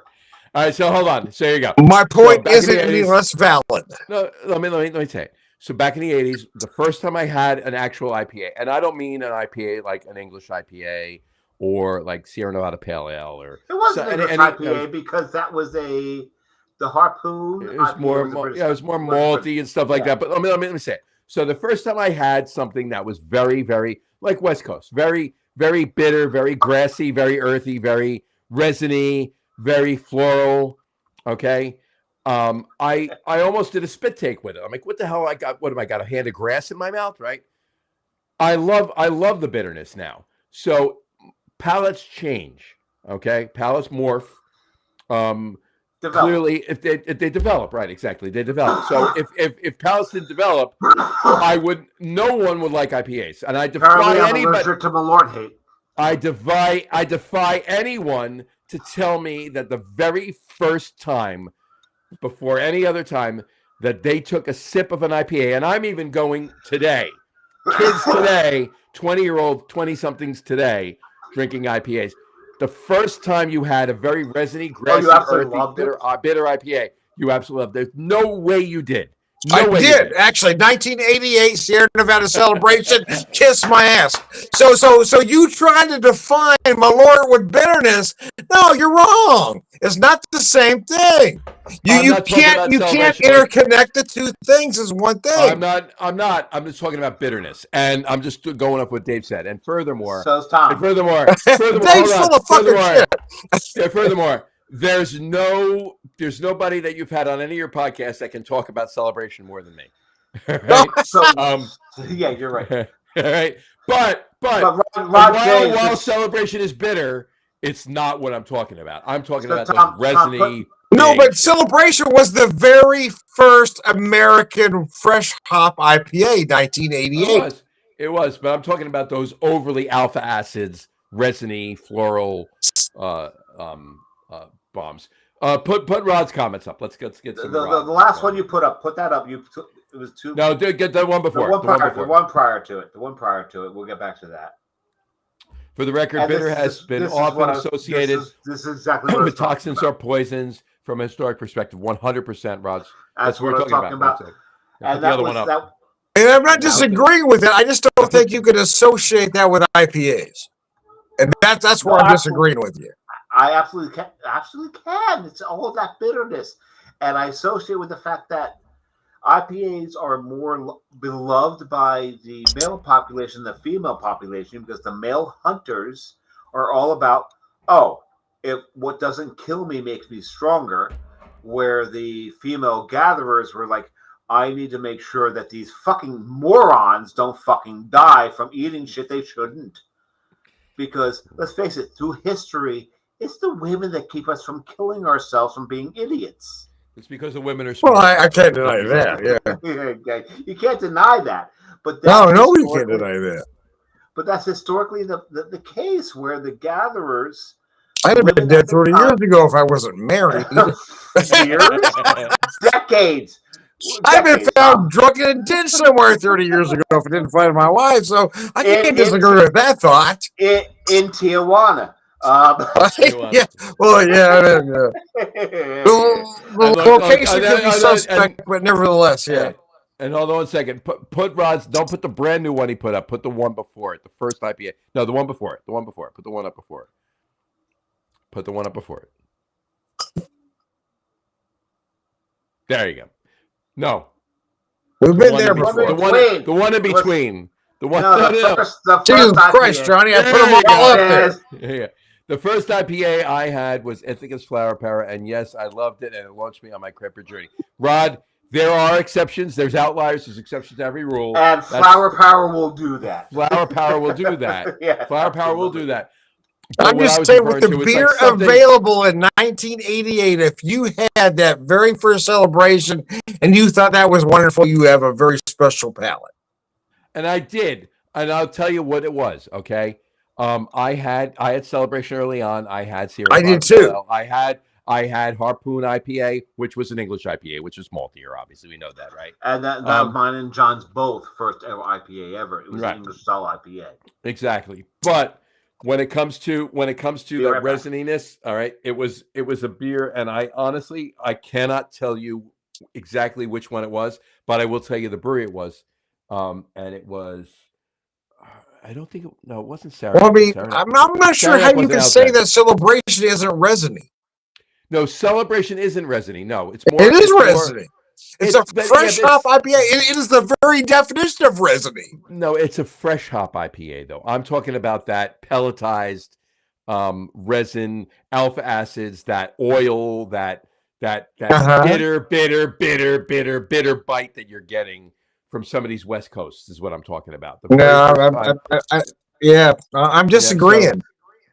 So no, but I had Celebration. I'm agreeing with you on the Celebration. I'm talking about the I think your idea is kind of Resiny where you and I are not driving on. Let me ask you this.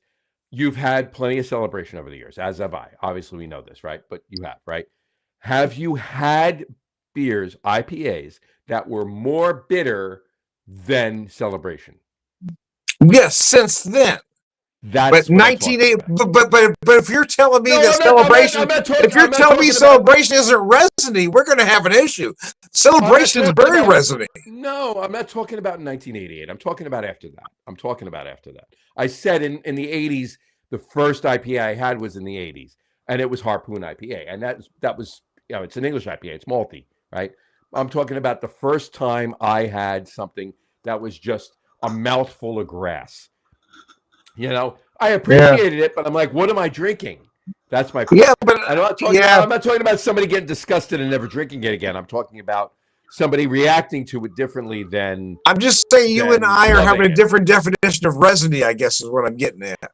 Let's just go with the word bitter. Forget about the Resiny. Let's just go with the word bitter. Bitter. Because Resiny and bitter are two different things, in my opinion. Resiny is sticky. I agree. Resiny. You said Resiny. So I'm just saying Celebration is very Resiny. My point, Resiny is a subcategory of bitter. I said Resiny once, and I said Resiny in between floral, grassy, everything. I listed it with it. I meant my point was bitter, like a bitter bomb. Tom, put up Rod J's last comment. Yeah, put up the last one. Because I agree with this 100%. Now I know a good amount of women that enjoy IPAs, so not going down that road. I agree 100%. I'm with you, Rod. Dave's on that island by himself. No, it's not an island. I'm just saying there are some battles you don't want to fight, Rod. I agree. I ain't going there. I live with one of them. So yeah. But I will say, what I'm saying, from an overall perspective, that men are more IPA whores than women. I get what Dave's saying, though. And that's from that historical point that we made earlier. I got a question for Tom here. So, Tom, I'm hurting your heart by drinking Malort on a St. Patrick's Day show. Yes. Out of Irish whiskey, what would you have me do? No, I'm okay. I was mostly busting your balls, Dave, because we've talked about Malort before. But no. Oh, Tom, all I'm looking for here is for you to give me a direction to go other than Malort, so I don't kill this. Okay. On the show. So tell me the options then. I can't answer that question without knowing what you have available to you. I could drink an aquavit because the Vikings pillaged Ireland all the time. So I could do an aquavit if you'd like. See, my thought would be bourbon because most of the Irish immigrants ended up coming here and becoming bourbon drinkers. Well, there's an Irish comedian that once said that if you do your DNA and it doesn't come back with Irish, that is a false negative because they have shagged their way into every family tree. And that's accurate here. So I get the feeling. And I say that about my dad being exactly 50% Irish was a bourbon drinker because that's what he had available to him. But if we go by the fact that they have shagged their way into every family tree, that means my whole bar is now available for the show. Okay. Well, that's true. I'm okay with that. That's true. Okay, so pick something for me, Tom. I don't know what you have, Dave. Going back to, just pick a base spirit. I would bourbon. I'm saying bourbon. I've said 3 times bourbon. Oh, okay. Bourbon seems like what an Irish American would drink. Okay, fine. It's 100% that. Okay, Maybe 98% that. There might be a couple. There might be a couple percent that like Malort. I will. Oh god, those folks from Chicago. Who's listening to them? I will drink something that you have mentioned before on this very fucking show, Tom. Some Blantons. Oh, some Buffalo Trace. Okay. Okay, so I gotta back up a little bit and say that we would never drink a wheated bourbon. We would drink a traditional bourbon with rye. And this is what is this, Tom? It's bourbon, but it's not really bourbon. It's wheated bourbon, so it's not traditional bourbon. Oh, but you mentioned this earlier as a more economical version so Buffalo Trace is like a kiddie bourbon. All right, hold on. My go-to. It's rye, but it's my go-to right here. Hold on. Michter's. There you go. Michter's straight rye. I can dig some Michter's. So I would hazard to say that Johnny is closer to reality than you are. You're drinking kiddie bourbon. You are drinking Buffalo Trace is millennial bourbon. Okay, fuck off. This is what I'm going to do instead. This is what I'm going to do instead. I'm getting on his last nerve. You can shove that. Done. Right there. All right, here we go. Are you ready? Can you see this right now here, Tom? Is this for your approval? It does. Okay. Should I have some bourbon with you, or can I keep drinking my Irish drink whiskey? some goddamn rye, you freaking coward.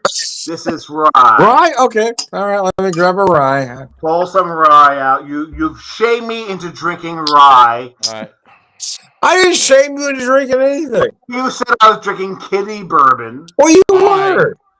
So I'm not drinking kiddie bourbon. I'm going to go here and challenge your ass. Go ahead. Okay. Don't worry, folks. I will keep drinking Irish whiskey. There you go. Don't try this at home, folks. I drank all my goddamn Irish whiskey so to tell everybody at home that might be watching this, what you're seeing here is exactly when people say men never mature. We are always 14 years old. We are always trying to one-up each other, or it is always middle school when you have three middle-aged. I don't think I've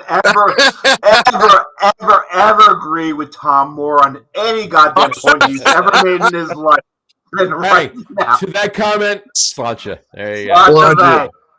And so in fairness to, I mean, this is kind of what Johnny, Dave, and I do is, we battle each other, but at the end, it's all devil's advocate messing with you. But this is why men never mature.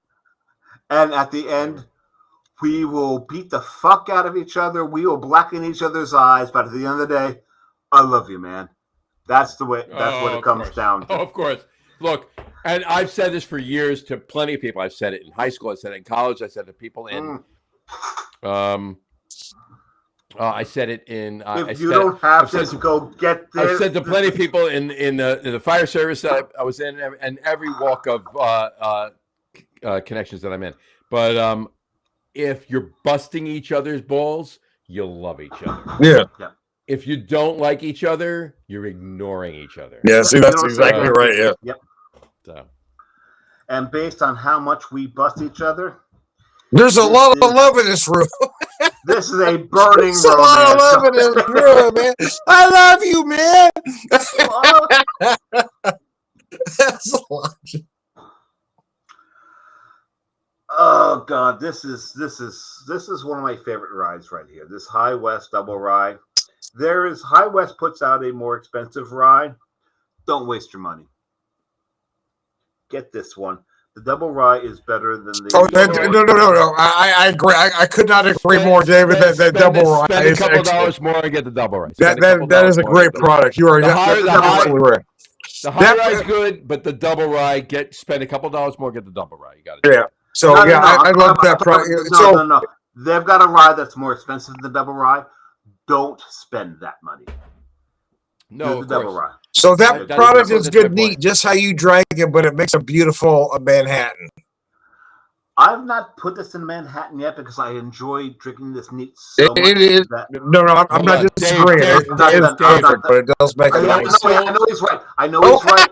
I was ignoring Rod, so still here, No, by the way. 100%. Just listen while I'm working on a few things. Well, hold on. Thanks, Rod Rod. And I are actually texting each other outside. Oh, while we're yeah, doing okay. this. Motherfuckers. So, David, Johnny's cheating on us. That's what he just said. Johnny's cheating on us. I have no problems with it. You know, That's Johnny got somebody on the side.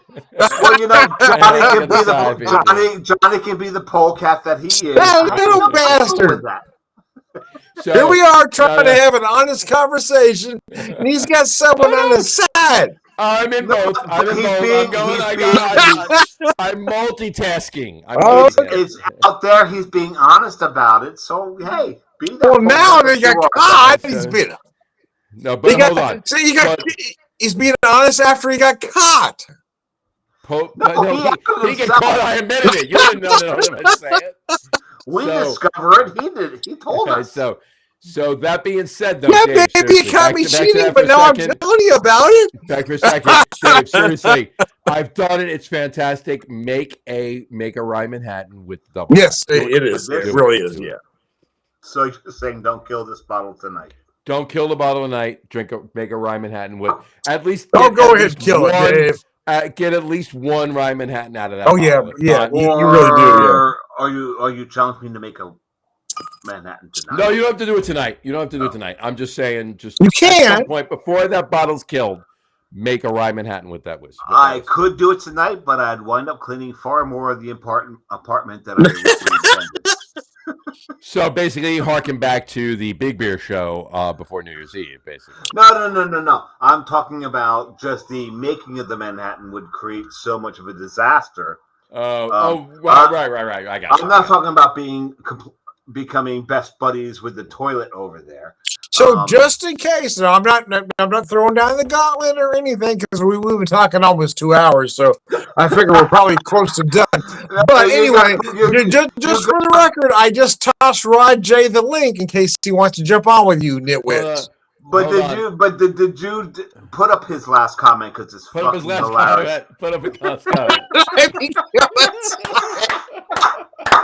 Rod, not for nothing. Not for nothing. You are.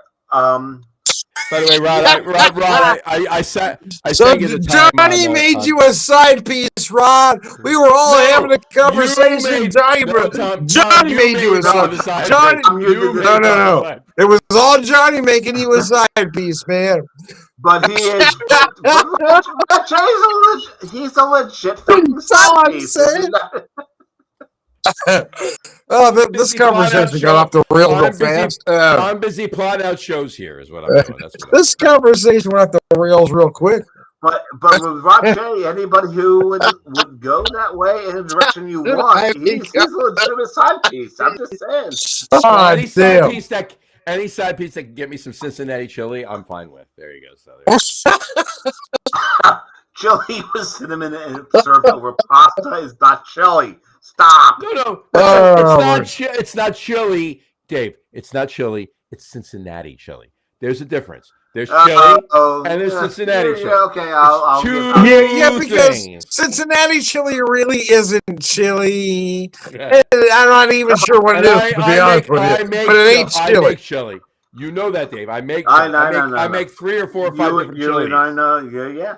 Rod, come on, jump on with us, buddy. I sent him the link just in case he wants to jump on. It's up to him. I would love to talk to Rod. We haven't talked to Rod in a little bit.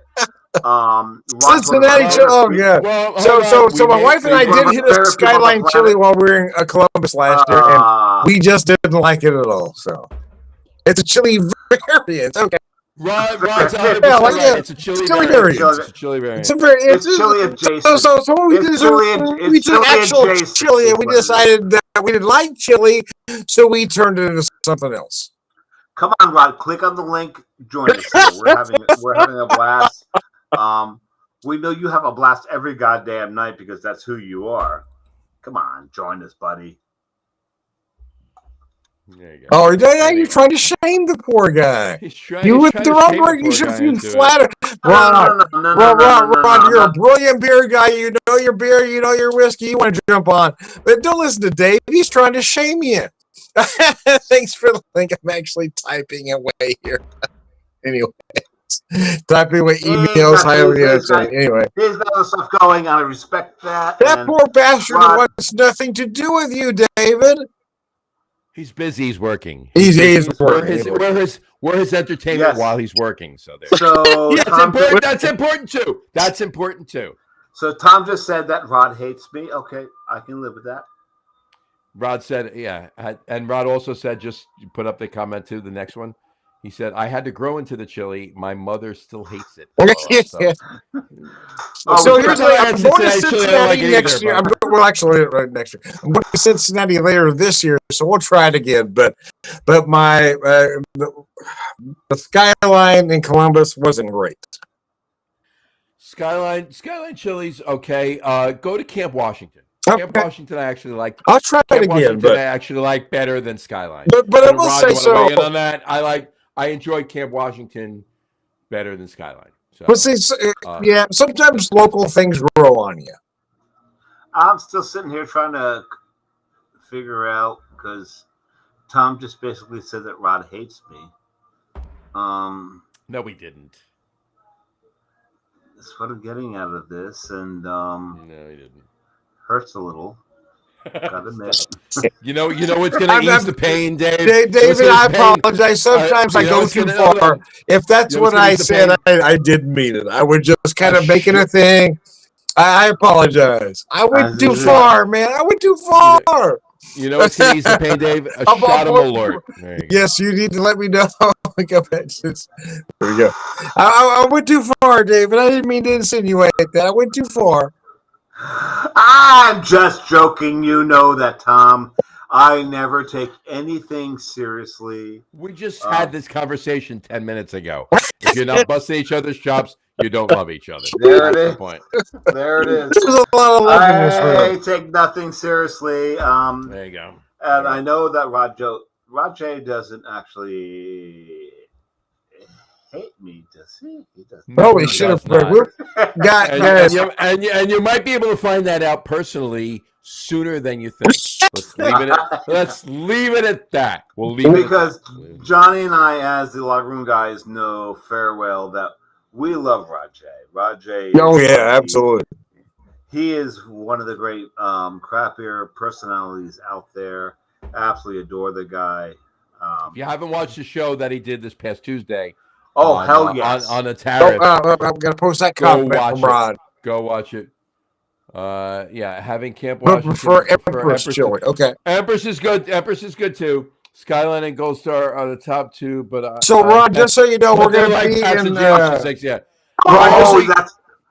just so you know, we're gonna be in Cincinnati in August. My wife and I.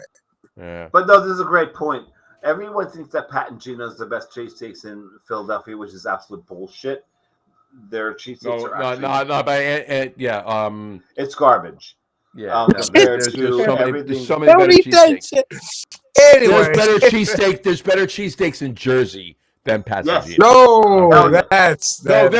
There is. There's better cheesesteaks in Jersey. If you're going to Philadelphia and think you need a cheesesteak from Pastorino's, there's better cheesesteaks in Philly than New Jersey. Really? Okay. There are cheesesteaks in Jersey. There are 12 places, if not more, for cheesesteaks. Pat and Gino's is where you go if you are a bitch, and all you do is look at. Or if you need a cheesesteak at 4 a.m. That's so. Are you saying it's a tourist spot? Yes, it is. 100% tourists. Their cheesesteaks. Although I will say that garbage compared. Pat's cheese fries are fantastic. I will give them that. I will give. So anytime I go to a town, I don't ask where the tourists go. I always ask where the locals go. Whatever The that best matters. sandwich, the Okay, best Louis. sandwich, the best sandwich for me, the best sandwich in The Philly. next. The best sandwich in Philly is in Reading Market. It's the Nick's. It's the Italian roast pork with broccoli rabe and sharp provolone. That's Sharp- the best Oh, yeah. sandwich in Philly. Provolone. It's got to be the sharp provolone, though, right, Johnny? Got to be the sharp provolone. will That's my favorite. burn the top. But of yes, your Brad, palate. yeah, I will contact with you. So yeah, we'll the second week of August, we're going to be there this year. Anyways, hey guys, we've been talking almost 2 hours. We probably ought to wrap this up. So Dave, I'm going to start with you, man. Any parting wisdom? Oh, I am the least wise human being you'll ever meet. Despite my years, there's no wisdom coming. Since you might be the wisest of the three of us, and I had a hard time saying that with a straight face. But tell us what any parting. Here's the thing that you need to know about St. Patrick's Day, because this is St. Patrick's Day show. No, what you need to know about St. Patrick's Day is just listen to the last 20 minutes of the three of us. That's what you need to know about St. That's St. Patrick's Day in the United States. Right. St. Patrick's Day in the rest of the world is not how we celebrate it here. The way we celebrate it here is to drink ourselves into oblivion, fornicate. If you're not already with somebody, with whoever the hell is willing and is wearing a Kiss Me an Irish shirt, because the Kiss Me an Irish shirt on You don't have to Patrick's Day convince me, Dave. I'm already sold. It's sad, but he's not wrong. All is right. Kiss Me an Irish shirt on St. Patrick's Day is really, I'm easy. That's all that says. And for the record, 99% of the Kiss Me I'm Irish shirts are being worn by guys. Just put that out there. But that average is a little off. But 98%. Sure. I remember the first time, because I work in New York City. I remember the first time I can vouch he does. The first time I worked in New York City on St. Patrick's Day, and I went to work. My trip back. I will never go to New York City again on St. Patrick's Day because the puddles of whatever that you've got to step over, the people you need to dodge who are wearing the Kiss Me I'm Irish shirts, who are trying to make that a thing. The way we celebrate St. Patrick's Day here in the United States is not the way it's celebrated elsewhere. For us in the United States, anything that we can turn into a drinking holiday, we will. I have no problem with that. Just know this is not the way it's celebrated in the places where we think it originated. That's not how it happens. We turn it into an excuse, a rationale to get ourselves tanked. And I'm not at any point here saying it's wrong because I've killed 2 fucking bottles of Irish whiskey. I've dipped in the Malort. I've got this fucking rye.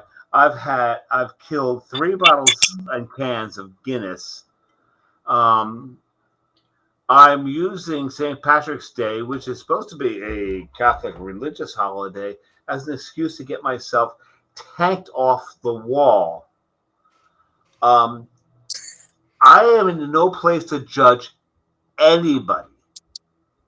And anybody on this show, anybody listening to the show who thinks they can judge anybody on what they use as an excuse to drink, if you listen to the show, fuck off. You're right with us. You are in step with us, and we love you for it. We do. Johnny? All right. So, bias aside, I was the interpreter for Dave through that. Yeah, I was following you. I was following you. Yeah. You were the sign language interpreter. So pious aside, No. Johnny, what are Get your it thoughts? right. I was the drinking sign language interpreter. Yeah. That's accurate. That's very accurate. I was watching your hand signals through that whole thing, and you are not wrong on any Spot of it. on. There you go. So, anyway, I think Oh God! Watching Tom right now, he's so ready for bed. I can be honest with you. No, my first experience in New York City for St. Patrick's Day. I'm just riffing off of Dave here. My first experience in New York City for St. Patrick's Day was in high school. Fortunately for me, right? Or unfortunately, depending on how you look at it, right? How much puke was involved? There was some. More by others, little by me, not much, but much more by others. But it involved getting into McSorley's. All right, which my first experience at St. Patrick's Day in New York City was my first experience at McSorley's. I've been there many times. Your first experience at McSorley's? Yep. You were. That's a gift. It was a gift. It was a gift. And I didn't know it at the time. I know it now. Yeah. But it was a gift. But that was fantastic. Tom, if you ever come out here, Johnny and I will take you to McSorley's. Mm-hmm. Oh yeah, I'm dying to get there one of these days. Yeah, I really want to go. You know that McSorley's is. Yeah, I know the lore. That's why I want to go. Not that I know it's going to be great, but I know the lore. We will take you there. I don't care if you like liverwurst or not. You're eating it. Well, even if he does it, we'll order him a sandwich. He doesn't eat it. Yeah. That's all. On top of it, we'll eat 1.5 each. So just order me 4 of everything. Yeah. And we'll get the orders in 3s, Tom. It's orders in 3s. Cheese 4s and 4s, not 3s. Oh, is it 4s? It's 4s. I thought it was. He was right. Okay. But, I thought it was you had to order half. Cheese. We get the cheese onions. Cheese onions and crackers too. So anyway, nevertheless. So St. Patrick's Day. Look, St. Patrick's Day is a lot of different things to a lot of different people. It's different everywhere you go. It's different in Ireland. It's different in different areas of the United States. It's different everywhere you go. Between Boston, New York, and Chicago. Absolutely. There's a difference. It's not huge, but there's a difference in the U.S. But what it means to you is the important thing. Okay, what it means to you is the important thing. Whether it's family, whether it's a tradition that you do every year with family, whether it's a tradition you do every year with friends, whether it's a tradition you do every year by yourself, it doesn't matter. It means something different to everybody. All right, it does. And whatever it is you do, enjoy it thoroughly, but be responsible when you do it. If you're drinking, have at it. Get blind, stinking drunk. Have at it if that's what you want to do. And don't punch too many people. But be responsible while you do it. And what I mean by that is don't drive. Don't even leave the keys to your car at home. Okay? Just take the key to your house. Try to avoid ending up in jail. And don't do anything stupid. Just enjoy yourself. Enjoy the day. Enjoy the weekend. Enjoy the time. Enjoy it. Have fun. There's a lot of things. I'm going to try not to do anything stupid. That's a first. That's almost it's almost counter. It's almost counter. Don't do anything that's going to hurt somebody else. How about that? That'd be nice, but saying don't do anything stupid is almost counter to. Well, that's why I'm backing that up. How about we just say don't do anything that's going to hurt someone else? Right. No, Tom's right. Being stupid for yourself, but fun stupid. Yeah. Fun stupid is don't fun, do something that's going to hurt somebody else. Or yourself. Fun stupid is fun. Yeah. Stupid is not. No. What you do for yourself is your own thing. If you're going to do something that's really fucking stupid for you, have at it. There's nobody stopping you from doing it. Okay, Johnny, go back to your gestures again. But I understand what Johnny's talking about. But if you're going to do something stupid for you, that's entertaining for all the rest of us. Go ahead. Do it. Make sure. Well, no, Dave's not wrong on that point. It depends on the level of stupidity, right? It depends. If your level of stupidity, but to what John said, as long as it doesn't hurt anybody else. As long as it doesn't hurt anybody else. But it depends on your level of stupidity for yourself too. You don't want to end up in jail. You don't want to end up. Don't end up. Don't end up in jail on property. Can we all agree on don't end up in jail at the hospital? Hold on. You don't end up in jail. No. I don't agree with that. If you end up in jail, that's your own goddamn problem. But as long as you're doing something stupid that hurts nobody else, that entertains the rest of us, really, for the most part, you don't want to end up in jail. You don't want to end up in the hospital. You don't want to. For the most part, you don't want to end up destroying property, and you don't want to end up a father or a mother. Well, or a mother at that point. All right? Don't be that stupid, but have at it and have fun. That's the important part. Unless that's your goal. Short of any of that stuff. There you go. The pagans have. So after listening, that day, that's what I mean. The pagans have a phrase: "Do what thou wilt." Jesus Christ. No one. And I think that's the spirit of St. Patrick's Day. Do what they wilt, hurt no one. Have fun. Don't hurt anybody. Don't be a douchebag. Don't be an asshole. Don't. Isn't that your website? It actually is. It actually is.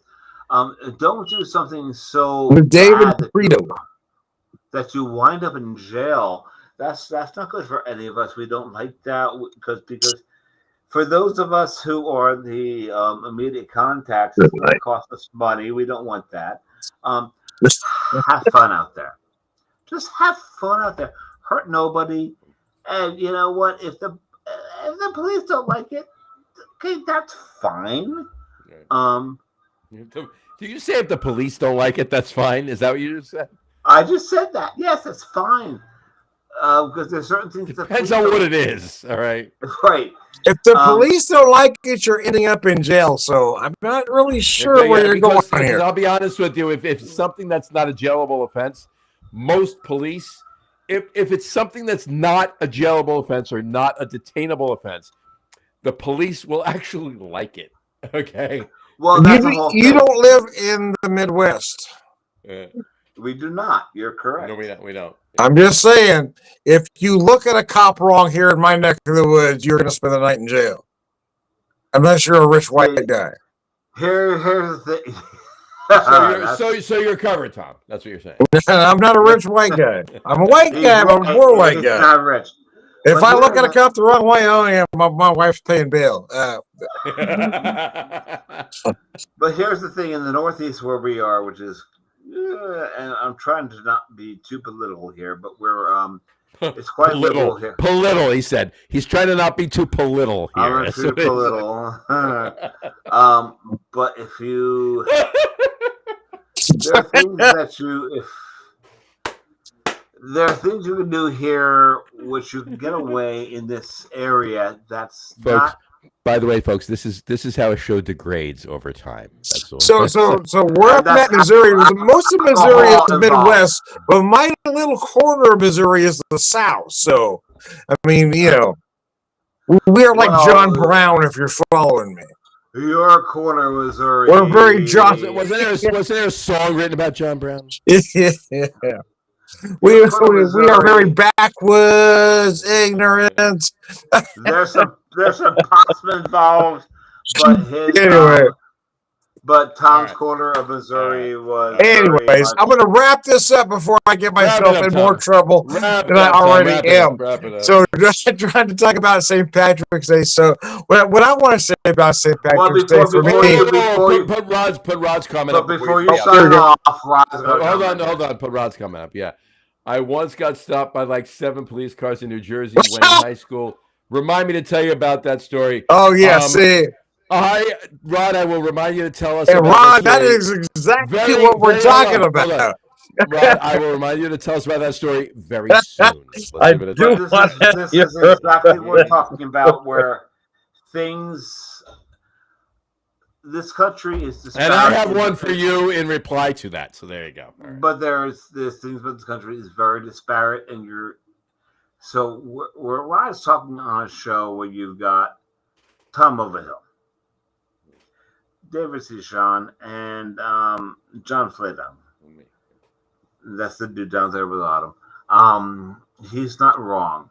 The three of us on the show can get away with shit that Rod can't. That's a story for a whole nother day. All right, Rod. All right.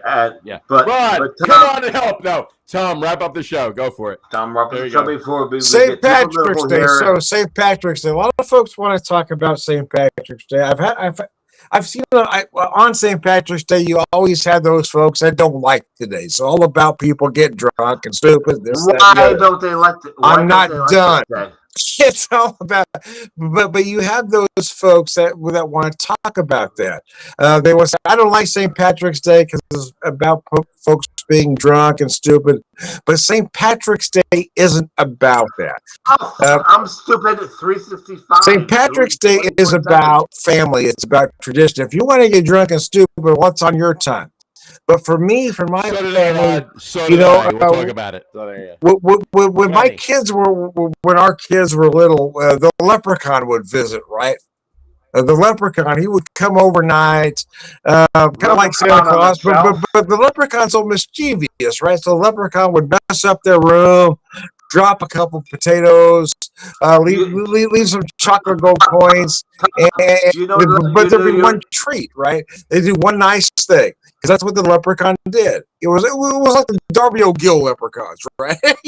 But you know they were nice. Right, Tom, you know what the leprechaun is, right? It's one of Santa's elves that got fired for drinking on the job, right? Somebody's got to go to work, David. They've got to maintain. Anyways, but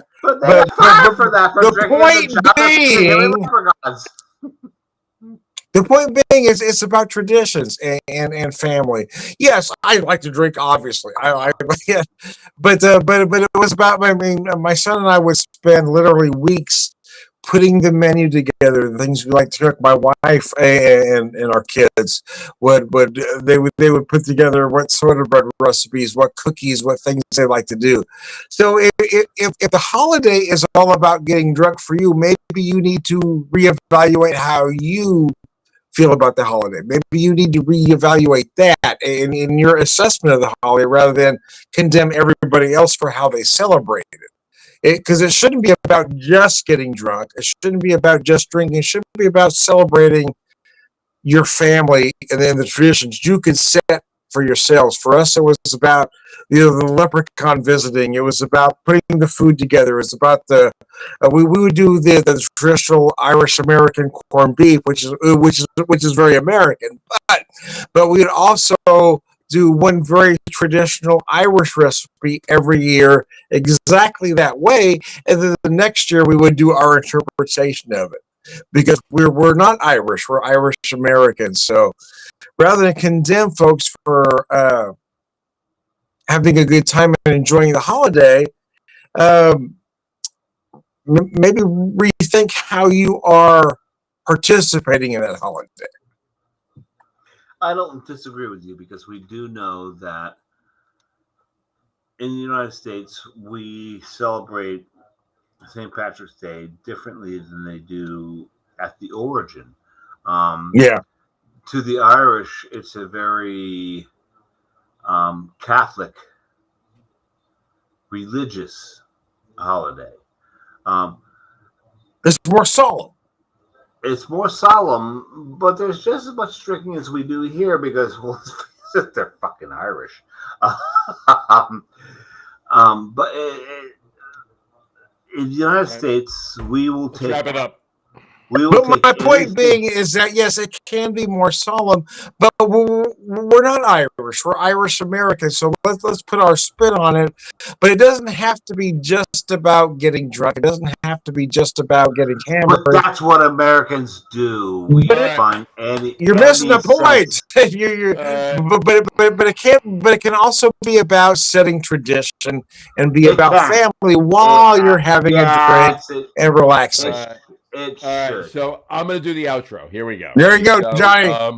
All right, so this is the At the Pub. This is not our podcast. This is Tom's podcast. But so why are you taking over from Tom? He's Tom, the whiskey whisperer, beer whisperer, purveyor of fun, and all around good guy. Wisdom. You forgot wisdom. But purveyor of wisdom and everything else, and all around good guy. Thanks, Daddy. You just skipped. Right now, you just skipped. We're gonna go right to the end. I want to thank David, the Beer Samurai, and Jersey Johnny. Thank you, and we're out. Otherwise, we're going to be here like for 3 hours, and nobody wants that. Oh yeah, this show would never end, would it? Watch it.